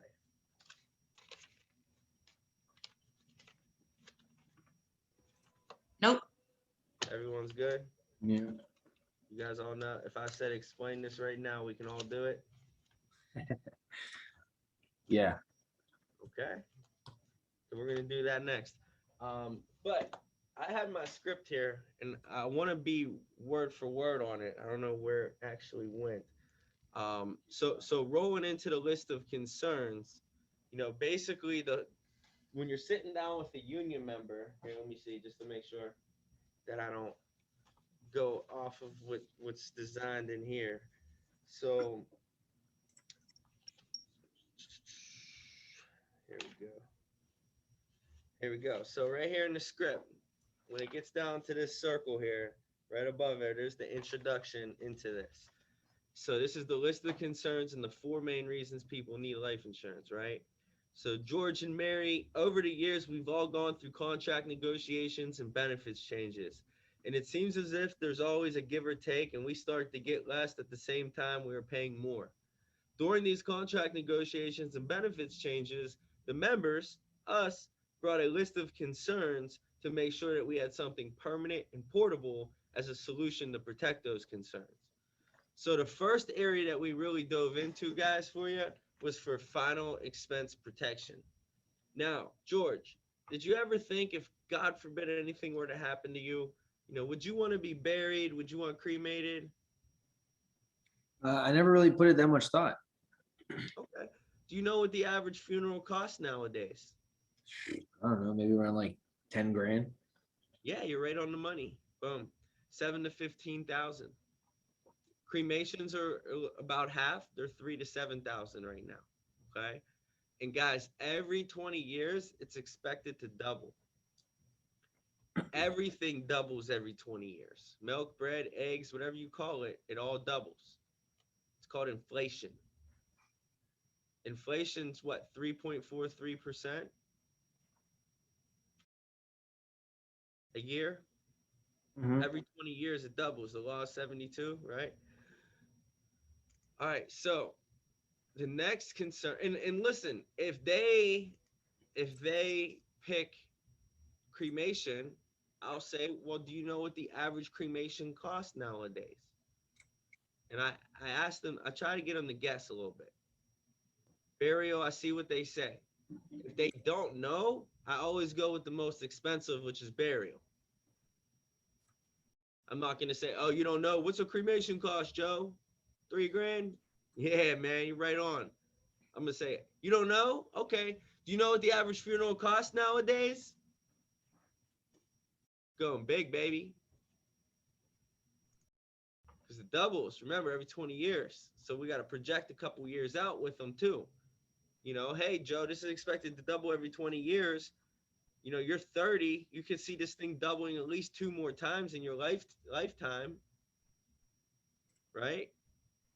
So if it's 7 to 15 now, in 20 years, we're 15 to 30. 20 years from then, we're $30,000 to $60,000 for a funeral. The next concern they had was for loss of income. Now, George, obviously it's hard enough without you. Imagine without that paycheck. So the company would actually replace your income for anywhere between 3 and 5 years. Now, do you get any life insurance through your work? Yeah, I think so. Okay, great. Do you know how much coverage you have? No, not really. I haven't looked that much. Gotcha. Usually it's like 10 to 15,000. But you can pay for more. Anyways, you want to have anywhere between 3 and 5 years of your income protected. And you should know that if they have any through work by the family information guide. But if not, you can ask them again here. So 3 to 5 years of your income being protected. It's hard enough without that member. Imagine without his paycheck. You got to paint a picture. You got to be good at painting a picture during this.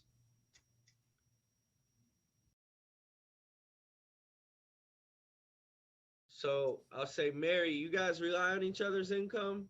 No, you do? Okay, so this basically would mean is if something happened to Joe, that $3,000 a month that he makes is still going to keep coming home every single month for the next 3 to 5 years.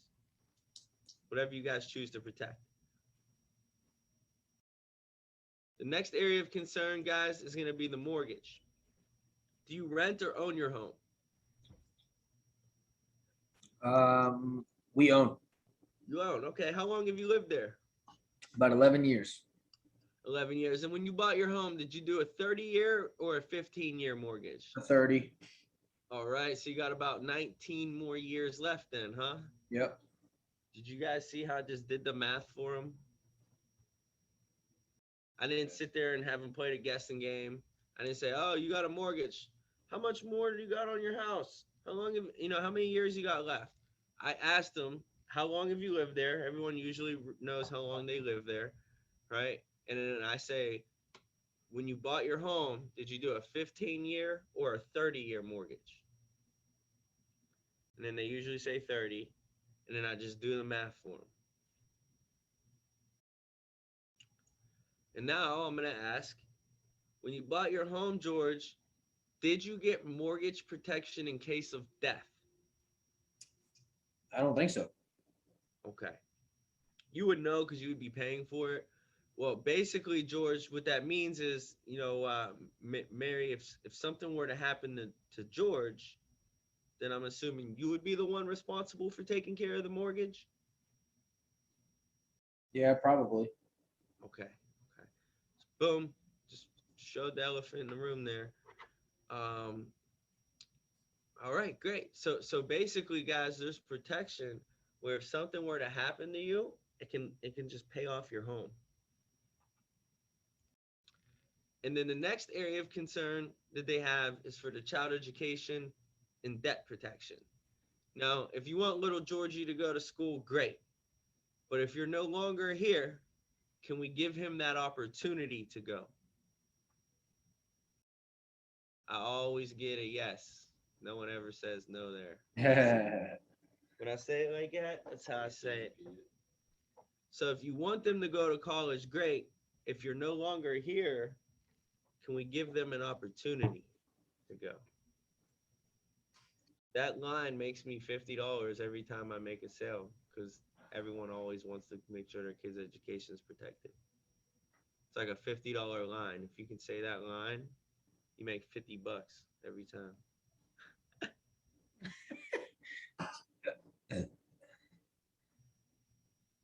All right. So, college guys, you know how much college costs? You can spend anywhere between $20,000 and $100,000 per child to get an education. It's usually like 100. So these are the 4 areas that we look to have protected, guys. And they always make me ask. Keeping in mind that there's no right or wrong answer, but if God forbid you didn't come home from work tomorrow and you can guarantee that one of these concerns is taken care of forever, which would you say is the most important? Probably the mortgage. The mortgage. Okay, and why did you say that that was the most important to you? Well, it just makes sure that if we protect the mortgage, they'll continue to have a roof over their head and somewhere to sleep. Great. Now, same question for you as well, Mary. What would you say? And guys, typically I'm circling it on the screen here. Like when he chooses the mortgage, I'm gonna circle it, and I'm gonna say, okay, well, why'd you choose the mortgage? And then when she says the education, I'm gonna say, well, why'd you say the education? Right?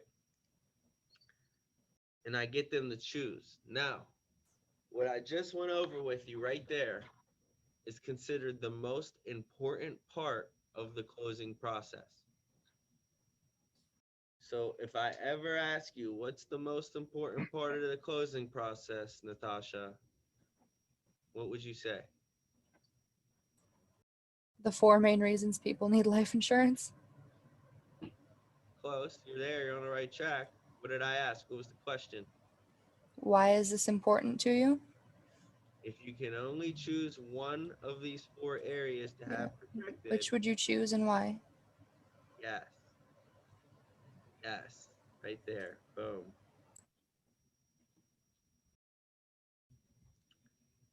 So it's very important that you know that. You're going to need to know that to get released. Someone's going to say, what's the most important part of the closing process?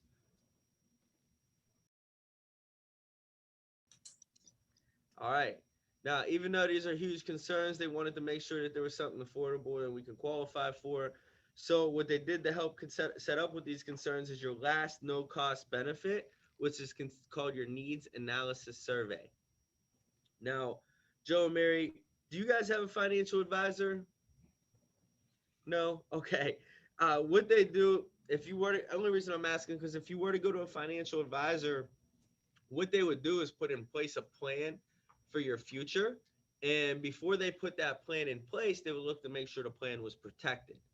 Now, most financial advisors charge their clients $600 up to $1,000 a year to do this for them. And because you're a part of the union, they actually set this up for you at no cost. Okay. So your needs analysis, basically what it's going to do is, I'm going to pull it up here on the screen for you, is it's going to take in consideration everything that we just went over on that circle. And it's going to determine if we have any gaps in your coverage. Now, if you have any gaps in your coverage, it's going to show you what it recommends. However, if there are no gaps in your coverage, nothing will pop up. Okay. So Joe, I got your date of birth in there. Mary, I got yours. And then we got little Joey in there as well now, you know, and you ask them that stuff. Okay. And then basically you fill out the needs analysis with them. So the top part here, just scrolling up, is for the health service discount card. Fill all that out. You have to fill that out before you move forward. Down here where it says needs analysis, that's where it starts the needs analysis. So we got their names in. Now we get into the questions. Read them thoroughly if you can. You know, it's not that hard to look at the screen and just read what's on it. So family member, medical condition. So this is just basically for the three on the application. That's the thing too, is most life insurance companies, they want to know about your parents, your grandparents. We only ask them about them, okay? We don't take in consideration no one else. So any internal cancers in the past 2 years, breast, colon, pancreatic, urine, any insulin, diabetes. And I'm getting verbal yeses or nos here. Verbal yeses or nos. You need answers back. Cardiovascular diseases, heart attacks, strokes, anything like that? Any oxygen tanks? Terminal illnesses? Alzheimer's? Have you used any form of tobacco in the past 12 months? Exclude from application is if you want to exclude them from application, you just click the button. But you shouldn't click it if you want to get them qualified. All right, next section. Currently on probation or parole. If they're on probation or parole, just trial it, because they probably won't qualify until they're off of probation or parole. But if they're on probation for like peeing in the alleyway or something, you know what I mean? Like that's, you could probably write them up. You know what I mean? It just depends on the situation. So always talk to your manager. Arrested or convicted of a DUI. Okay. Arrested or convicted of a DUI. So if they were, you just got to put it on there. There's exclusion riders. Sometimes you have to fill out a questionnaire. They don't need to be lying to us about it. Next is you and your spouse's monthly take-home pay. So Joe, roundabout, what'd you say you bring home per month?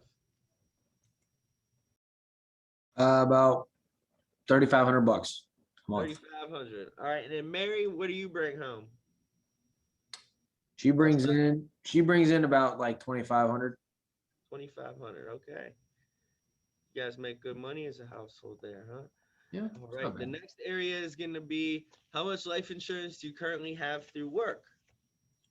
Joe, you said you didn't know. We're just going to lowball and say 10, because if there's any extra, we'll get it to them. And then Mary, you have none. Outside of work, do you have any life insurance outside of work? Do you guys got any term life or whole life? You should know this by the FIG. By the way, you should know this by the Family Information Guide. So let's say he doesn't, and let's say she has a $10,000 policy her mom got on her when she was a little kid. Term life, no. Let's say he has, you know, just for these examples here, let's say he has $100,000 through his car insurance company. How about that? All right, and then we said they own their home, and there was what, 19 years left. Now, George, if something were to happen to you today, roundabout how much more would need paid off? I think around like 220. All right. And then, hey, interest rate, guys, it doesn't matter what number you put in there. Okay, it does not matter what number you put in there. Just put 4.34%. Okay. And then look, if you didn't ask the mortgage question in case of death, you can ask it now. Do you have insurance to pay off your mortgage in case of death? Yes or no? You told me no, right? Mm-hmm. And then how much have you saved for your child's education? All right, let's just say there's nothing. And then you always want to click checking. Okay, you always want to click checking. Now, once you hit submit, it's going to think, all right, and typically I would pull back my screen and I would pull up the mandatory read-off letter that their union has for them, okay? So you guys know the unions all have their own read-off letter, right? Well, I would pull that one up and read it. It is in your e-app, in your impact, it's underneath certificate. I would read that letter to your, or it's underneath group info, I'm sorry. I would read that information to the client now. But just so you guys can see what's going on, I'm going to reshare my screen, okay? And look, down here is for you. See where it says summary? That's for you, the agent, to know where the presentation's going. So FE, what do you think FE means? Final expense.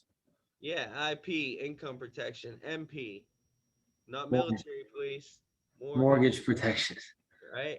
So basically, this is for you to know what it's going to go over. And look, it's going to go over child education and everything. So you hit continue. The generic mandatory read-off letter pops up.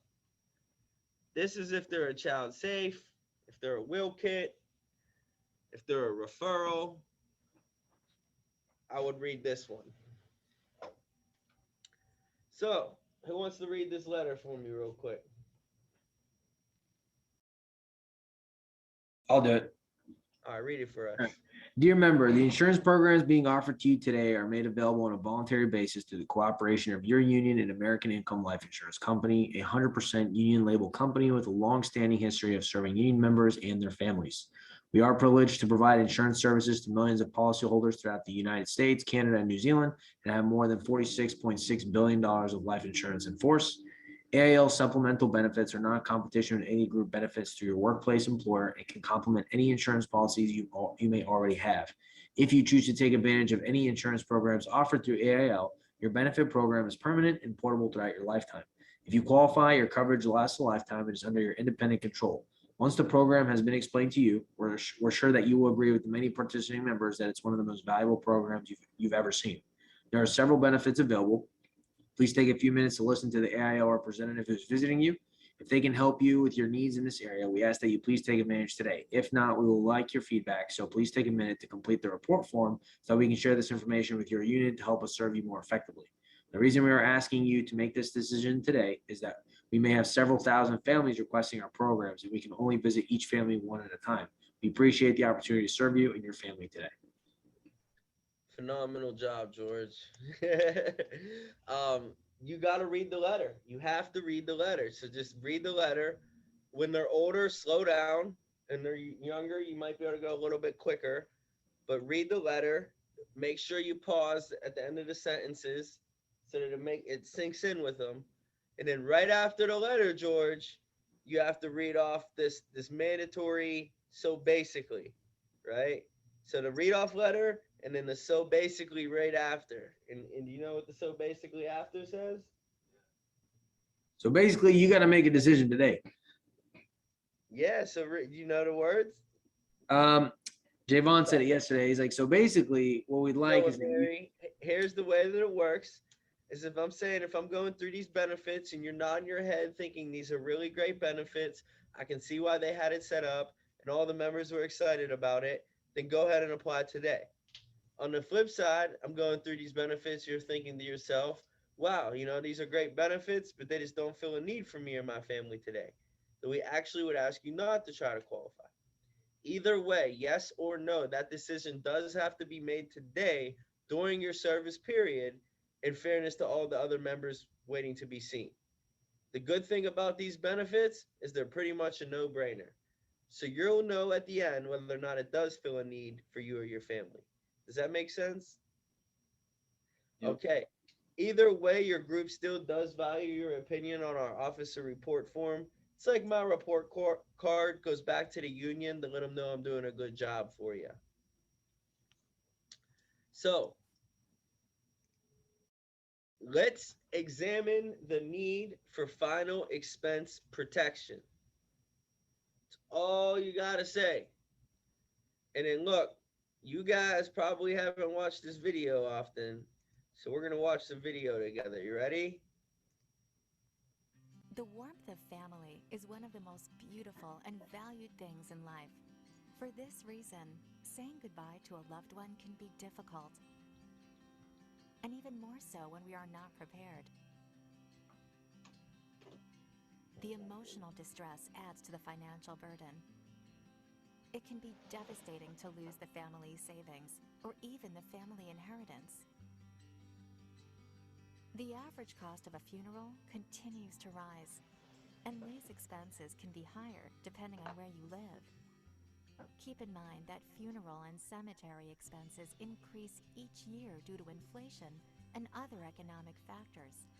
At 4% a year for the next 20 years, the cost of a funeral will have risen above $30,000.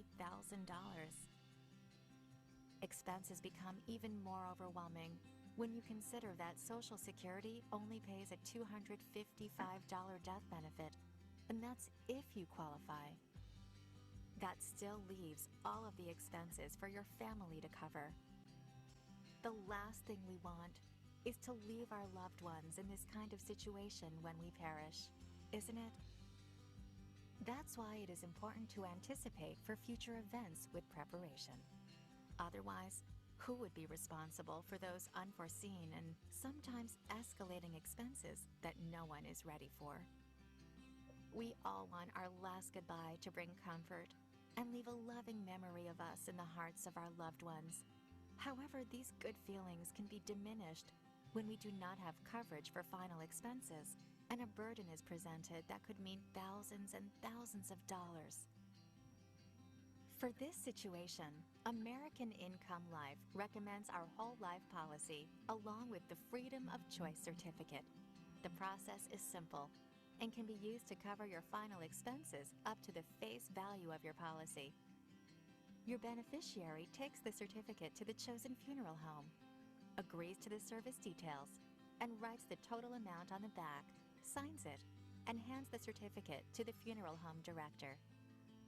When the service is needed, the funeral home director calls the number on the certificate to speak directly to a claims representative. Payment is made directly from our company to the funeral home, and the remainder, if any, is paid to the beneficiary in a lump sum check. The decision is simple, and your family deserves it. Obtain final expense coverage, which allows you to have the Freedom of Choice certificate. That way, you will help avoid many problems for your loved ones. Today, you can enjoy the tranquility of knowing, in that inevitable moment, there will be peace.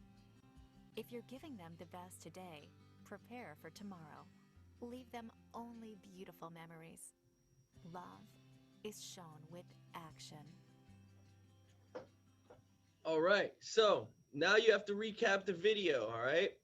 So basically, guys, what I'll typically do is I'll bring them back to me, and I'll say, Joe, the reason why they had me play that video for you is two main reasons. One, it actually refreshes you on what goes into a funeral. A lot of families aren't aware of all the things that actually go into a funeral. You know, nowadays, guys, they say a funeral is almost as big as a wedding. The only difference between a wedding and a funeral is a wedding, you can push it back. Heck, you can even cancel the thing. But a funeral, you got like 2 or 3 days. So at the worst time of your family's life, they want to make it as simple as possible. And that's why they created your Freedom of Choice certificate. So like the video said, how this works is at the worst time of your family's life, not if, but when, they go down to their choice of any funeral home. Now, they're not going to go into that funeral home saying, hey, Joe had 30,000. What can I get? Because guess how much they would charge them? All 30,000, right? So what we do is we just put a policy number on the back here. It allows the family to negotiate the price up here. Once they come up with the amount, they fill it in, they sign it down here like a blank check, hand this certificate over to the funeral home director, and they're done. They don't have to do anything from that point on. Now, at the worst time of your family's life, you know, they just lose you, Joe, that funeral home needs paid when, Mary? Immediately. Immediately. So instead of them bothering your family for a check, what they'll do is they'll call this 1-800 number here. They'll send out 2 checks right away. One for whatever is negotiated on the back, going directly to the funeral home. Anything left over is going to go back to your family within a week in a lump sum tax-free check to wrap up additional costs, take care of income, things like that. Okay. So, Joe, do you have any questions on how your freedom of choice certificate works? Nope. No. Mary, do you have any questions on how your freedom of choice certificate works? No. It's their certificate now. It's theirs. I asked them if they have any questions on how your freedom of choice certificate works, and what they tell me? No. So it's theirs now. It's no longer mine. All right.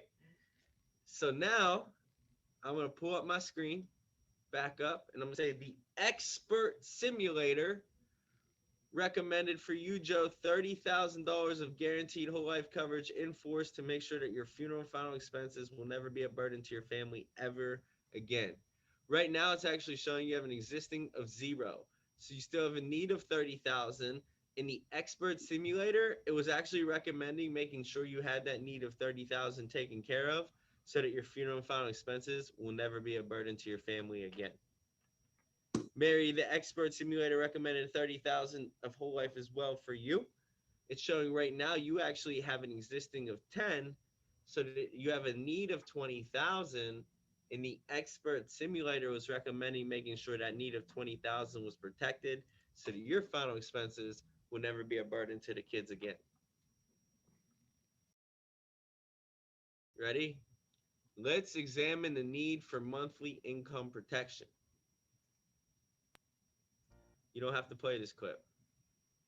5 years of Joe's income came out to roughly around 210,000. He has 110. He has 10 through work. He has 100 through his car insurance. He only has a need of 100,000.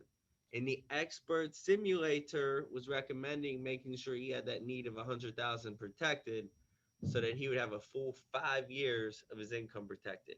5 years for you, Mary, came out to 150,000 as well. You actually have an existing of 0. So the expert simulator showing a need of 30,000, and it actually was recommending making sure you had that need of 30,000 protected so that your final expenses will never be a burden to your family ever again. Mortgage. Let's examine the need for mortgage protection. Primary is Joe, just so you guys know. So basically, Joe, what this was recommending was making sure that you had the 220,000 you had left on the house protected with mortgage protection. Basically saying, if something were to happen to you, it would pay off the house. It would just pay it off, the whole 220,000. And then the last area of concern is be child education. As parents, and basically it recommended $100,000 in place. Now this one recommended a 20-year term. See that? Sometimes it will recommend what's called ADB, accidental death benefit. So just keep an eye on that, okay? So $100,000, and the expert simulator is recommending you have that full need of $100,000 protected. So if something were to happen to you, little Joey can get an education. Now, this is typically where you want to stop sharing again, okay? So you want to bring them back, smile, right? But I'm going to reshare just so you can see what we're going to go to. Because look, you want to bring them back because when you hit this button down here, see this continue button? See that, George? Yep. When you hit that button, tell me what pops up. What's the first thing you guys see? The total premium. Price.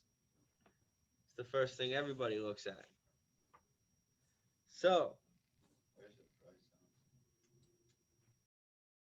all right. Now, I ask you to stop sharing there because they'll get sticker shock sometimes, you know. You can go on and build your own plan. Now, if your laptop closing and you know it's going to be something reasonable, then pop it up for them. Show them what it is. But if you're ABCing them, pull it back, and then you have to hit next benefit, next benefit, next benefit, all the way down to where it says continue. Okay. And then once you hit submit down here, you can go to the super combo. But while you're on this page, you can make any adjustments and changes you want to make. Like, see where it says 30,000 over here? If I wanted to sell them 50,000, I can just go over here, type in 50, hit recalculate, and it will adjust it. If I wanted her to have 50,000 as well, let's go over here, hit recalculate, boom, it adjusts it. If I wanted to take them down from 5 years of income to 3 years of income, I can do that all right here. Just got to hit recalculate. So you can play around right here if you want. It's pretty easy, but most people like to get into the super combo. So before we go over to super combo, real quick on this screen, if you want to add coverage, you can add coverage down here for the spouse, for whoever. Waiver of premium, you can include that on the benefits. But if you want to check something else out, you can hit view recommended premium. So what this did was it took in consideration what they bring home a month. And it took 5%. 5% of what they bring home a month was $300. The expert simulator used $261.29, which saved them $38.71 a month.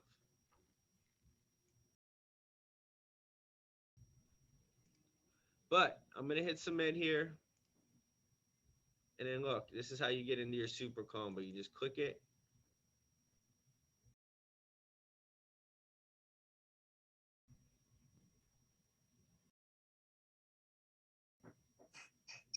And it loads. And then basically you scroll down, and then these are the rate boxes for you to build plans. So this is A. A is for the husband, or the primary. B is for the secondary. Kid box 1, kid box 2, kid box 3. There's more kid boxes on page 3. Now, one thing I want to point out, see how this C1's not clicked? If you click it, then you can go in and build a package. You're going to learn about these boxes throughout the week. I'm not going to spend too much time going over them with you guys today. The purpose of today was to go over term life and whole life, the 4 concerns, and the needs analysis. So we just spent the last 50 minutes doing so. Why don't we take a little 10-minute break, come back on at 2 o'clock, and then what I want to do is I want you guys to practice it. I'm going to do breakout rooms here. Maybe we can split up a little bit. Now, George, if you don't have the e-app downloaded yet, like I know you just got your new computer, then whoever you're role playing with can just pull it up on the screen and you can walk through it, okay? Okay. But yeah, so let's take a couple minute break and then let's get back on, and I just want you guys to each role play it like one time from what we just went over till what we just went through, okay? And then by the time you're done with that, we'll be in phone session. Okay.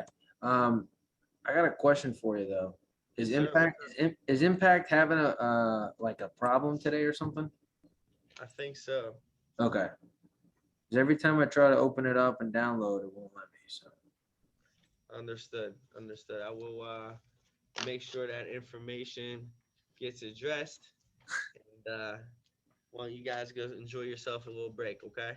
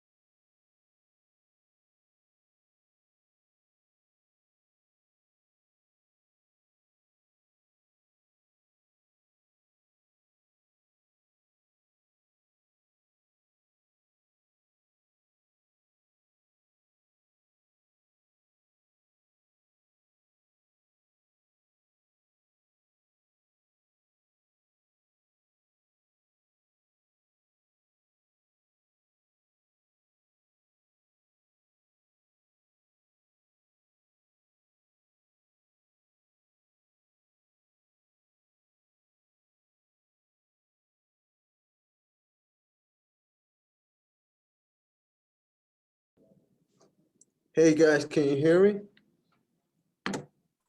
Yeah. Yeah, I can hear you. Yeah. Yes, we Oh, can. okay. Awesome. So we won't be. This is not going to be a live class. It's actually going to be a recorded video, which I'm going to be playing, and this is going to be under Tommy Vina. Okay. Okay. I'm just waiting on anybody Cool. else that's coming into the training class. Giving them a couple more minutes.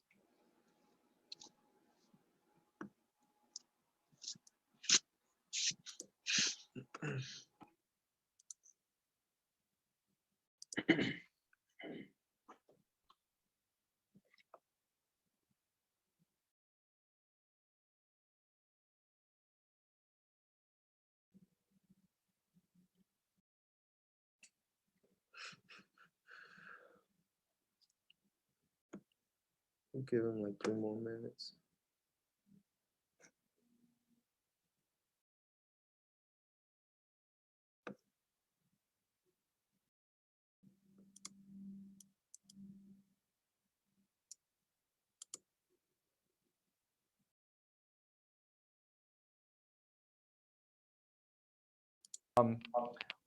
We got a bunch of tacos in there. If you guys, did you grab some? There's like so many. So if you want to, we'll take a little break if you want to get some later. Okay, just so you guys know. Everyone on virtual can hear us good. I can see you guys. I'll be looking to the side to look at you guys, or actually I can see you on the screen right there, which is pretty nice. So what we're going to do today is we're going to take the first session, we'll break it into 2 sessions. And the first session will just be introduction, kind of breaking down what to expect over the next few days, few weeks, and just like general advice and knowledge. And then the second half is not going to be general, it's going to be specific. So the second half is going to be numbers. We're going to go into the career path, understanding, how each position works along the way, how to get promoted to each position, and what the pay looks like at those levels, earn income, and all that. Because I say you can't win the game if you don't know how to score points. So we're going to go over kind of the way to put some points on the board. All right, so we'll do that the second half. So definitely want to have some notes for today, though. We will be going over numbers. If you have a calculator on your smartphone, we're probably going to be tapping into that just a little bit. So it's not going to be crazy mathematics, but it'll definitely be some math involved. So sometimes I go over the numbers. most people can understand because it's not crazy math, but it's numbers. And I could see sometimes people will start getting like a glazed look over their eyes, and they start seeing like they'll start drooling. I'm going over numbers and it's just way over their head. So, but it's not that crazy stuff. The board looks good. I'll make sure I got a good whiteboard here for that. So the first part will probably go for 45 minutes or so. I could probably have us wrapped up here by 2 o'clock Central Time. And then we can take a 15-20 minute break, depends on how you guys are feeling. And then we'll jump back into it probably for about another another hour or so. So I could predict us being done by 3:30 would be the target goal. And obviously we want to end before that if possible. All right. But if anybody has any questions, we got all the way till 4 today. Technically I have this time set aside. So if you got questions, we can still go into them. All right. So we'll start with class and what's going to happen over the first, 2 weeks, these next 2 weeks. Today's our first day of class. So each day for the next 2 weeks, we have it broken down kind of like in the 3 sessions. The first session in the mornings is designed for us to role play and practice our script out loud. You want to practice like you play. So in the mornings, if you want to just think about how's it going to flow, tomorrow's Tuesday, right? So the first week of training, your goal is to master the first half of the presentation. So week 1, don't really worry about knowing the full thing. Because you can learn it 2 ways. You can learn the first half of this presentation, guys, and get it down 100% week 1. And then week 2, you're going to master the second half of the presentation and get that down 100%. Rather than going through week 1 and the full presentation, but you only know it 50%, right? So we'd rather know the first half 100 than the 100%, 50%, if that makes sense, okay? So during week 1, we're going to slowly start getting more comfortable and confident with this first half. So if tomorrow, Tuesday, typically tonight, let me go back, tonight on Monday, tonight we make phone calls. So tonight will be a chance for you to learn, listen, maybe participate a little bit if you've already listened to phone calls before. But if you've never heard phone calls and this is your first night, then this will just be observation night on the phones. But if you've been here for a night or 2 and you feel comfortable, you can take that script, call off of that script, and start maybe participating even tonight. But the goal is tonight, we're going to set appointments for Tuesday and Wednesday. And then Thursday, we're going to set appointments for Friday and Saturday. So tomorrow on Tuesday, in the mornings, you're going to practice your presentation in the morning, maybe 10 to 25%. Wednesday, we're going to practice the presentation, maybe 25, 35%. Thursday in the mornings, we're going to keep practicing, but now hopefully you can practice it all the way up to 45, 50%. And Friday, you definitely can practice the whole 50% with your role playing in the morning. Remember, you want to practice like you play. I had someone who came in to do their script review with me one time. And I was like, how do you got your script? They're like, I got it down. And then when they went to say it out loud, they were struggling, right? I was like, what happened? I thought you had, he's like, I've been practicing it all week. I'm like, well, who have you been practicing it with?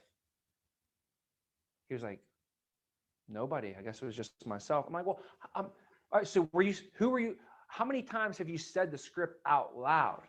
And he was like, not really. I guess I was just saying it in my head mostly, right? And I had to think, I thought about it, I was like, well, that's not going to work because you can't call a client and sit down with a client, right? And then just say the script in your head to them. That's not going to work, right? You have to practice like you play. So when you're practicing your script, as much as you say, you want to actually practice saying those words out loud because your muscles develop muscle memory, right? And your mouth and your jaw and your tongue, and it's all a muscle and a flow. So if you start doing it, eventually you'll be saying things and doing things without even thinking about it. The first time I grabbed the golf club, I had to really think about how I needed to hold the club. If anybody ever held a golf club before, it's actually pretty awkward because you got to like hook a finger around another finger somehow, right? Anybody ever know what I'm talking about? Maybe not. But for me, I grew up in an area where golfing wasn't around. You had a basketball court and you played football where I grew up. Maybe played a little league baseball. There was no hockey rinks where I grew up. When I grew up in Pittsburgh, but golf wasn't even a thing. You know, ice skating, you didn't go ice skating. We didn't go golfing where I was from. Okay. So finally I go golfing when I'm older with all these, like these kids that they grew up with. So they get the golf club and I'm literally holding it like a baseball bat. I was holding the golf club like a baseball bat. You're not supposed to do that. Now that I'm used to doing it, if you handed me a golf club, I wouldn't even have to think twice about how to hold it. But for the longest time, I had to focus on how to hold the club.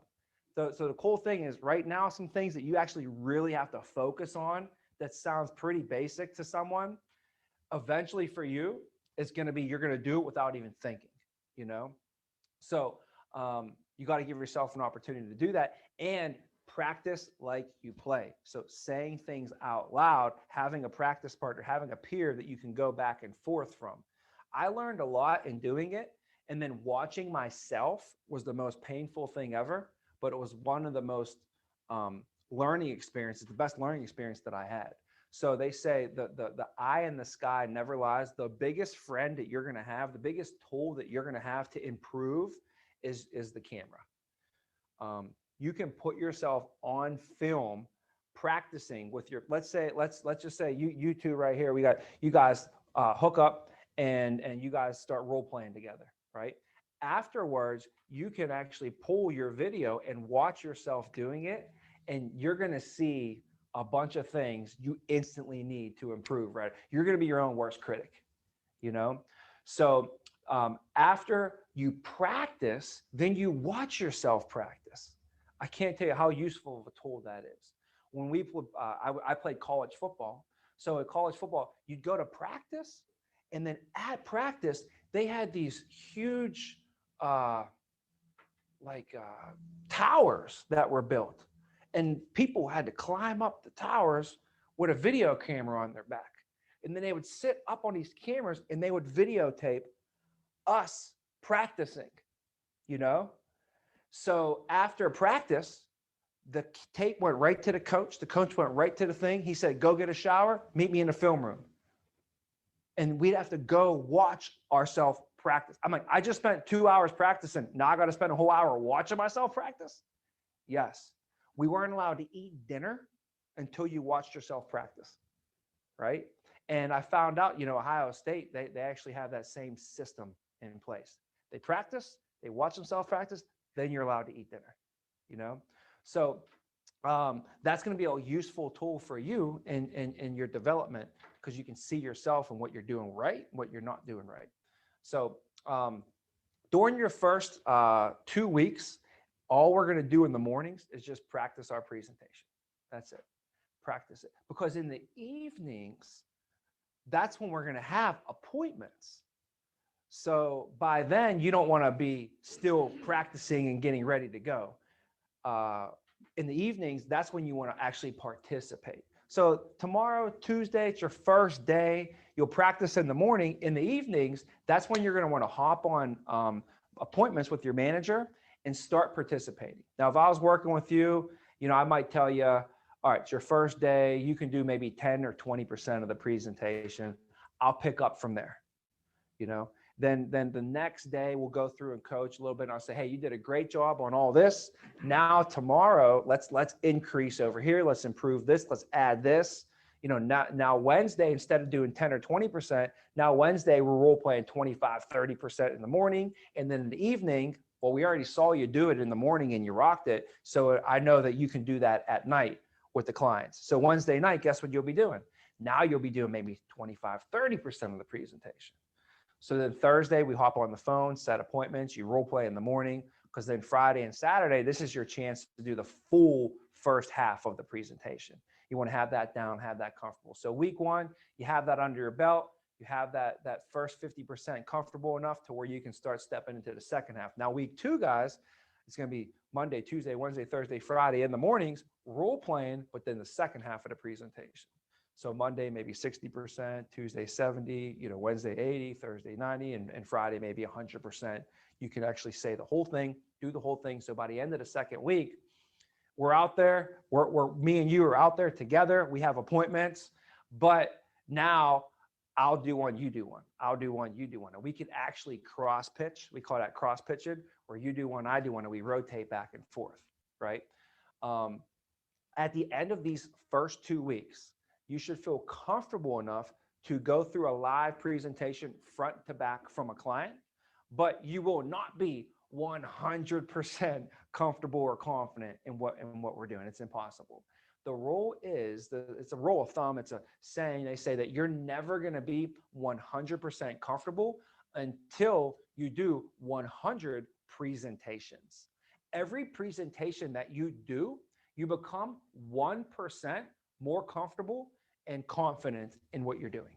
So you could imagine you're going to go out there, your first presentation, and you are going to feel uncomfortable and not really confident either. You know, you're not going to be exuding much confidence. It's your first one. So you're going to be 0% comfortable, 0% confident, 99% uncomfortable, 99% unconfident. But after you give about 5 presentations, now you're going to get about 5% comfortable, but you're still 95% uncomfortable. So you have to keep that in mind. Okay. And starting like your career, starting today, you have to just let yourself know this is going to happen. My son is going to play football this year. First time ever. Do you know what's going to happen? His head is going to be so sore that you ever wear a football helmet? That gives you a head, it crushes your head. It takes you at least 2 months, maybe a month to get used to wearing a helmet. He's going to cry. He's going to want to quit, and his head's going to hurt, right? I tell him this up front to let him know, and so he can prepare for it as best, as possible. So I'm letting you guys know right now, okay? Don't sign up for football if you're going to quit, because part of football means that you're going to be uncomfortable. You're going to be sore. Your head's going to hurt. It's part of it. You wore a hockey helmet, right? Those things got to hurt just as much as a football helmet, I could imagine. The forehead crushes your forehead. It's all sore. And then you're banging it against other helmets. So just add to that on top of everything, So I have to tell my son, you're going to be sore. But you signed up for football. So guess what you're going to do? You're going to play football until the season's completely over. Okay? You're going to finish what you started, right? So I want you guys to just make that commitment right now, knowing you're going to have a little bit of uncomfortableness. I promise you, you're going to feel not confident. You're going to feel like, I don't know if I can do this. You're going to feel sore, tired, stretched a little bit. That's all natural. Every other kid that plays football, their head hurts too, right? Your head hurts, his head hurts. He quit, you didn't. That's the difference, So the first 100 presentations that you guys do, that anybody does in this career, is the hardest. It's the hardest. But once you go over that hump and you hit 100 presentations, I promise you, it's like a breath of fresh air. I promise you'll be so proud of yourself for completing what you started. And at that point, your confidence and your comfortability level will be through the roof. You'll be 100%, and you'll feel like you can literally just go out there and call your shots. Not many careers you can go and the water heater breaks. Imagine this, the water heater breaks. Everybody in America, everybody in America lives what? Paycheck to what? Paycheck to paycheck, right? So they're all paycheck to paycheck. So how much money does the average family have saved up right now in case of emergency? I think it's like $5,000, something crazy. The average family's expenses are $4,000 a month. Average family costs them $4,000 a month. Most families don't have $5,000 saved up. So if something happens 1 month, they're stuck. Does that make sense? The water heater goes, they're living paycheck to paycheck. They need to get another $1,000 or else they're gonna have cold water in their house. The furnace goes. If they don't come up with $1,500, there's no heat for the winter, right? What do? What do you do? what do? You got to call your boss and say, hey, can I get some overtime? Right? And the boss is going to tell you what? No. No, there's no overtime. I'm paying you enough. You know, Sean, right? So it's the way it is. It's reality, straight reality. The beautiful thing about this career is if your water heater breaks, you want to take your family on an extra 3-day vacation, you're going to be able to call your shots. You literally can say, you want to know what? I need to make an extra $1,500 this week. And because you didn't quit, because you didn't give up, because you're now comfortable and confident in your career, you can be like, no problem, babe. I'm going to have to work maybe a little bit longer. I'm going to have to set a couple extra appointments this week. I might have to meet with a couple extra clients. So I'm going to stay in the home office instead of, I might have to stay in my home office for a couple extra hours on a Tuesday night or something, but I'll pay for the water heater this week. I can get it done in 1 week and I don't have to call and ask anybody for overtime. I make